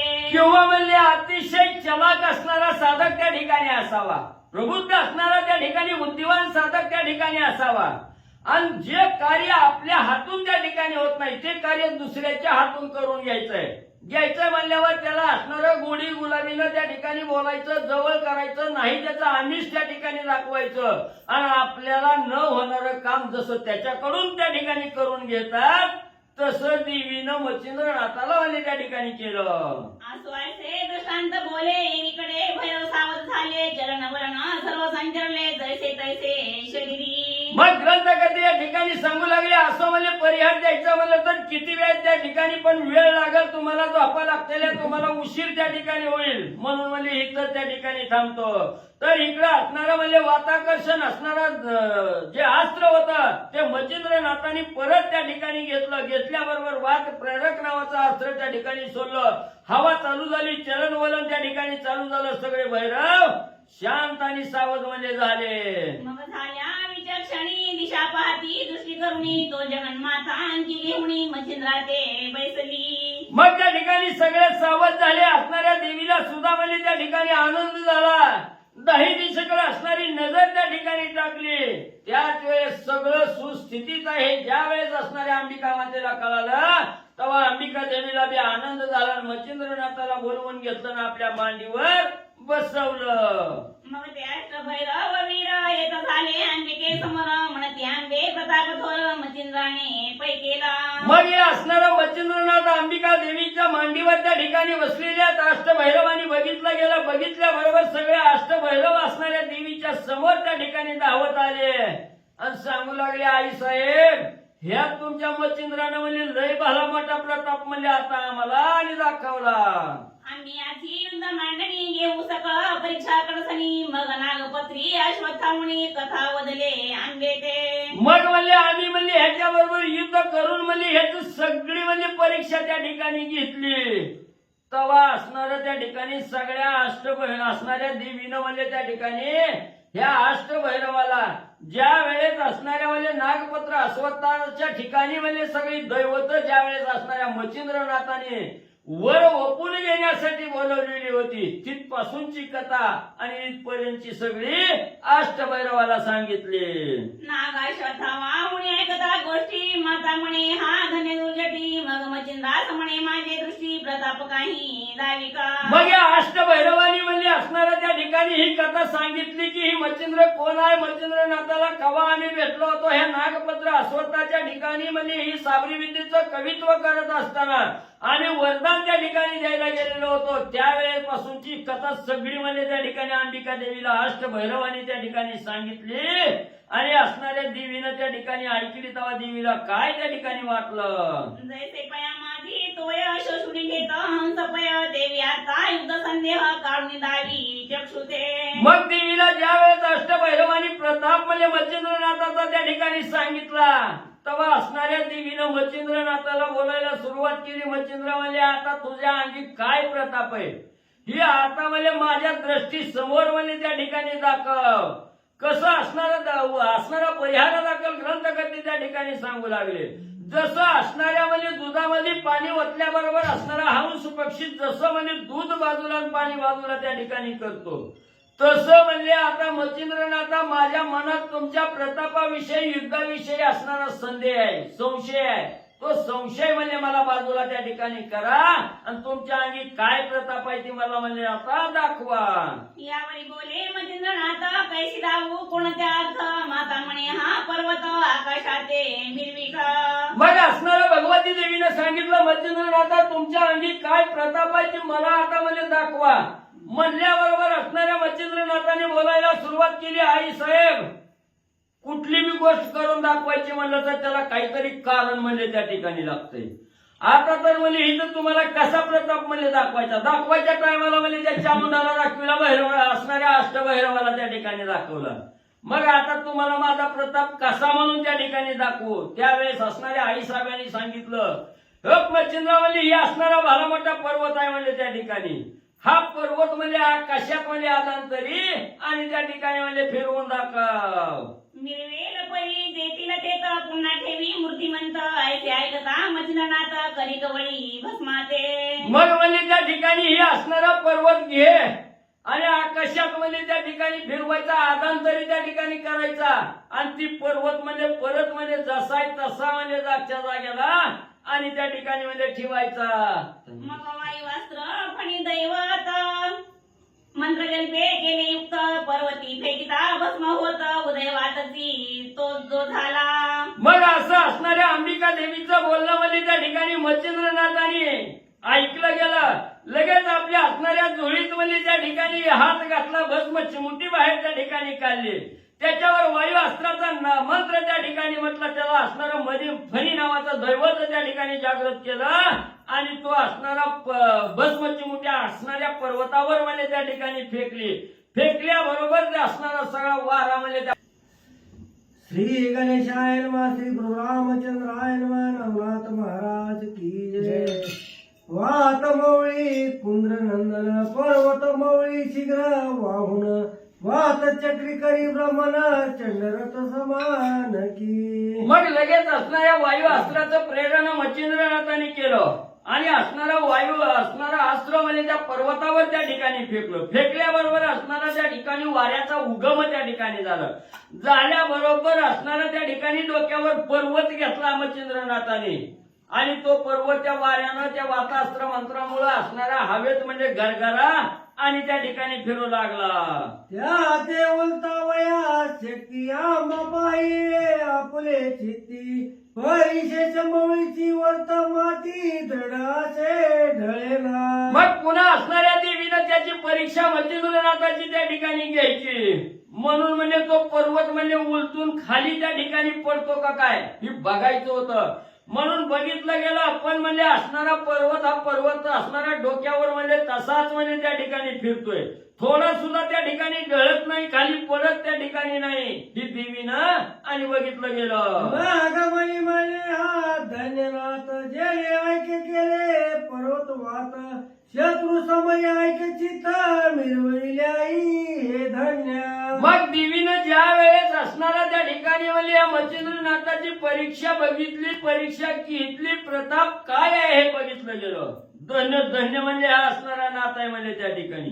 ज्यानं म्हणजे हे एवढ्या वावटाळात म्हणजे पर्वत म्हणजे त्या ठिकाणी म्हणजे झेलून धरला गेला. पर्वत म्हणजे आदांतरी त्या ठिकाणी केला. त्याला म्हणजे शत्रू बरोबर युद्ध करायचं काय अवघड आहे म्हणजे त्या ठिकाणी. धन्य धन्य असणारे आणि मच्छिंद्रनाथ. पर्वत पूर्ण वातावरी तो वात मिरवी घेऊन श्री जैसा मत्स्य कोदरी उनिया दडाला. मग एवढा भला मोठा असणारा पर्वत आहे, वाऱ्यात म्हणजे असणाऱ्या आधांतरी आकाशात त्या ठिकाणी म्हणजे फिरतोय, गरगरा त्या ठिकाणी फिरतोय, आपल्या डोक्यावर त्या ठिकाणी घेतलेला आहे. तवा म्हणजे असणारा त्या ठिकाणी तो पर्वत जो होता त्या ठिकाणी तो पर्वत म्हणजे खाली आला आणि असणाऱ्या एका बाजूला म्हणजे दौडाला. की वेगरांजना दवटी ना नवी एक पेटी के उरग उरगारी सांगती गोष्टी प्रेम भावे मिरवूनिया. मला पण नाही कळालं. त्याच्या अगोदरची घ्या 154 पुढे. पर्वत पूर्ण वातावरी तो वात मिरवी घेऊन श्री जैसा मत्स्य कोदरी उनिया दडाला. मग म्हणजे असणारा वारा आणि पर्वत यांचा विरोधाभास आहे म्हणजे त्या ठिकाणी. पर्वत अतिशय जड त्या ठिकाणी असतो आणि ह्या हवेत काहीही म्हणजे त्या ठिकाणी टिकून राहत नाही. वाऱ्याच्या पुढे म्हणजे सगळा पर्वत सुद्धा म्हणजे नेस्त नाबूद करण्याचं सामर्थ्य हवेत वाऱ्यात आहे म्हणजे त्या ठिकाणी. पण इथं दोघं एक त्या ठिकाणी झाली, एकमेकाला सहाय्य आणि त्या ठिकाणी झाली. की व्यग्र अज्ञान दवटी नांदविले एक पेटी के उरग उरगारी सांगती गोष्टी प्रेम भावे मिरवून. किंवा म्हणजे असणाऱ्या वाघाचं आणि असणाऱ्या बकरीचं शेळीचं असणारं वैर आहे त्या ठिकाणी. पण ह्या दोघांनी म्हणजे एकाच ठिकाणी म्हणजे त्या ठिकाणी राहावं, म्हणजे वाघानं आणि शेळीनं एकाच ठिकाणी त्या ठिकाणी राहावं. किंवा असणारा म्हणजे त्या ठिकाणी नाग असावा, असणारा गरुड त्या ठिकाणी असावा. दोघांचा अतिशय घनघोर वैर त्या ठिकाणी असतो. पण तिथं म्हणजे असणारं त्या ठिकाणी एकत्र म्हणजे त्या ठिकाणी नांदावा, आपला वैरभाव त्या ठिकाणी सोडावा. तसं मच्छिंद्रनाथाने म्हणजे या ठिकाणी वाऱ्याचं आणि पर्वताचं केलं. तनय मचिंद्र केले धन्य सिद्ध देचे धाम रचिले मग कुरवणी म्हणे वाहिले पर्वताते उतरी का. मग असणाऱ्या देवी स्तुती करू लागल्या. धन्य धन्य असणारा मच्छिंद्र म्हणजे त्या ठिकाणी ज्याचा दोघाचा वैर आहे त्या दोघाचा वैरत्व त्या ठिकाणी संपवलं, प्रेमत्व निर्माण त्या ठिकाणी केलं आणि एका घरात म्हणजे वैराला आणि शांतीला त्या ठिकाणी म्हणजे राहायला लावलं. म्हणून धन्य धन्य असणाऱ्या मच्छिंद्रनाथा म्हणजे तुम्ही त्या ठिकाणी तुम्ही सद्विद्येचं घर म्हणजे आज त्या ठिकाणी तयार केलं. सगळ्याला शांत समाधान आज म्हणजे तुमच्यामुळे त्या ठिकाणी झालं. म्हणून बाबा बघितला तेवढा प्रताप बाद झाला म्हणजे आता ठेवा खाली पर्वत. मग मचिंद्र वात आकर्षून ठाईच्या ठाई मग उतरून ठेवले आंब्याचे समाधान सिद्ध देणे पै केले. मग असणाऱ्या त्या ठिकाणी देवीनं सांगितलं ठेवा म्हणजे आता जिथं आणला तिथून पर्वत म्हणजे तिथं नेऊन ठेवा. ठेवा म्हणल्याबरोबर असणाऱ्या मच्छिंद्रनाथांनी जी वात प्रेरक असणारा मंत्र मारून जी हवा चालू केलेली होती त्याला प्रत्युत्तरादाखल वाताकर्षण असणारं अस्त्र त्या ठिकाणी सोडलं. सगळी हवा बंद झाली. बंद झाल्यावर जिथल्या तिथं जागच्या जागेला होतं तसं पर्वत येऊन म्हणजे थांबलं. यावर नातानी भगवती गेले अंबिका स्थाना प्रती ते 13 आणि 3 रात्री पुसून या चालिले. मग मच्छिंद्रनाथांनी आपल्या प्रतापाच्या जोरावर असणाऱ्या भगवतीचं चित्त अंतकरण आनंदी त्या ठिकाणी केलं. समाधान देवीला त्या ठिकाणी दिलं. देवीनं मच्छिंद्रनाथाच्या हाताला धरलं ना आपल्या असणाऱ्या आसनाकडे घेऊन मच्छिंद्रनाथाला आणि अंबिका देवी त्या ठिकाणी आल्या. तिथं मच्छिंद्रनाथ अंबिका देवीपाशी 3 रात्र त्या ठिकाणी राहिले आणि चौथ्या दिवशी चरून जाऊ का आई साहेब म्हणले आणि निघून जाऊ लागले. मग प्रसन्न होऊन अस्त्र दिली त्याचे 2 स्पर्शस्त्र भिन्न प्रसादाते निमी दिले. मग असणाऱ्या म्हणजे त्या ठिकाणी आता आपल्या असणाऱ्या दारात म्हणजे एक असणारा पाहुणा त्या ठिकाणी आलाय किंवा अतिथी त्या ठिकाणी आलाय. मग आपल्या दारातून जातो म्हणून जाऊ लागल्यानंतर त्याच्या मनाला समाधान होईल तसं असणारं त्याचं आदरातिथ्य त्या ठिकाणी करावं, वाटतं त्या ठिकाणी लावावं. म्हणून देवीनं असणाऱ्या मच्छिंद्रनाथाच्या हाताला धरलं, थांबवलं आणि मच्छिंद्रनाथाला जात असताना त्या ठिकाणी 2 अस्त्र त्या ठिकाणी दिलं. एक सर्पास्त्र दिलं आणि सर्पास्त्राला भिन्न विरुद्ध असणारं अस्त्र त्या ठिकाणी गरुडास्त्र आहे. ही दोन्ही अस्त्र अंबिका देवीनं मच्छिंद्रनाथाला स्वाधीन म्हणजे केली. सोयीचा प्रसाद घेऊन निघता झाला मातेची नमुना 12 मल्हाराचा मार्ग धरून जाता झाला तो नाथ.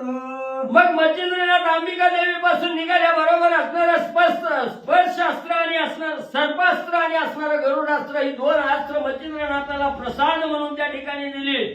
मच्छिंद्रनाथ प्रसाद मिळाला म्हणून खुश त्या ठिकाणी झाले आणि आनंदानं आईसाहेबाचं दर्शन त्या ठिकाणी घेतलं, चरण वंदन केलं आणि 12 मल्हाराचा मार्ग धरून तीर्थयात्रा करण्यासाठी मच्छिंद्रनाथ निघाले.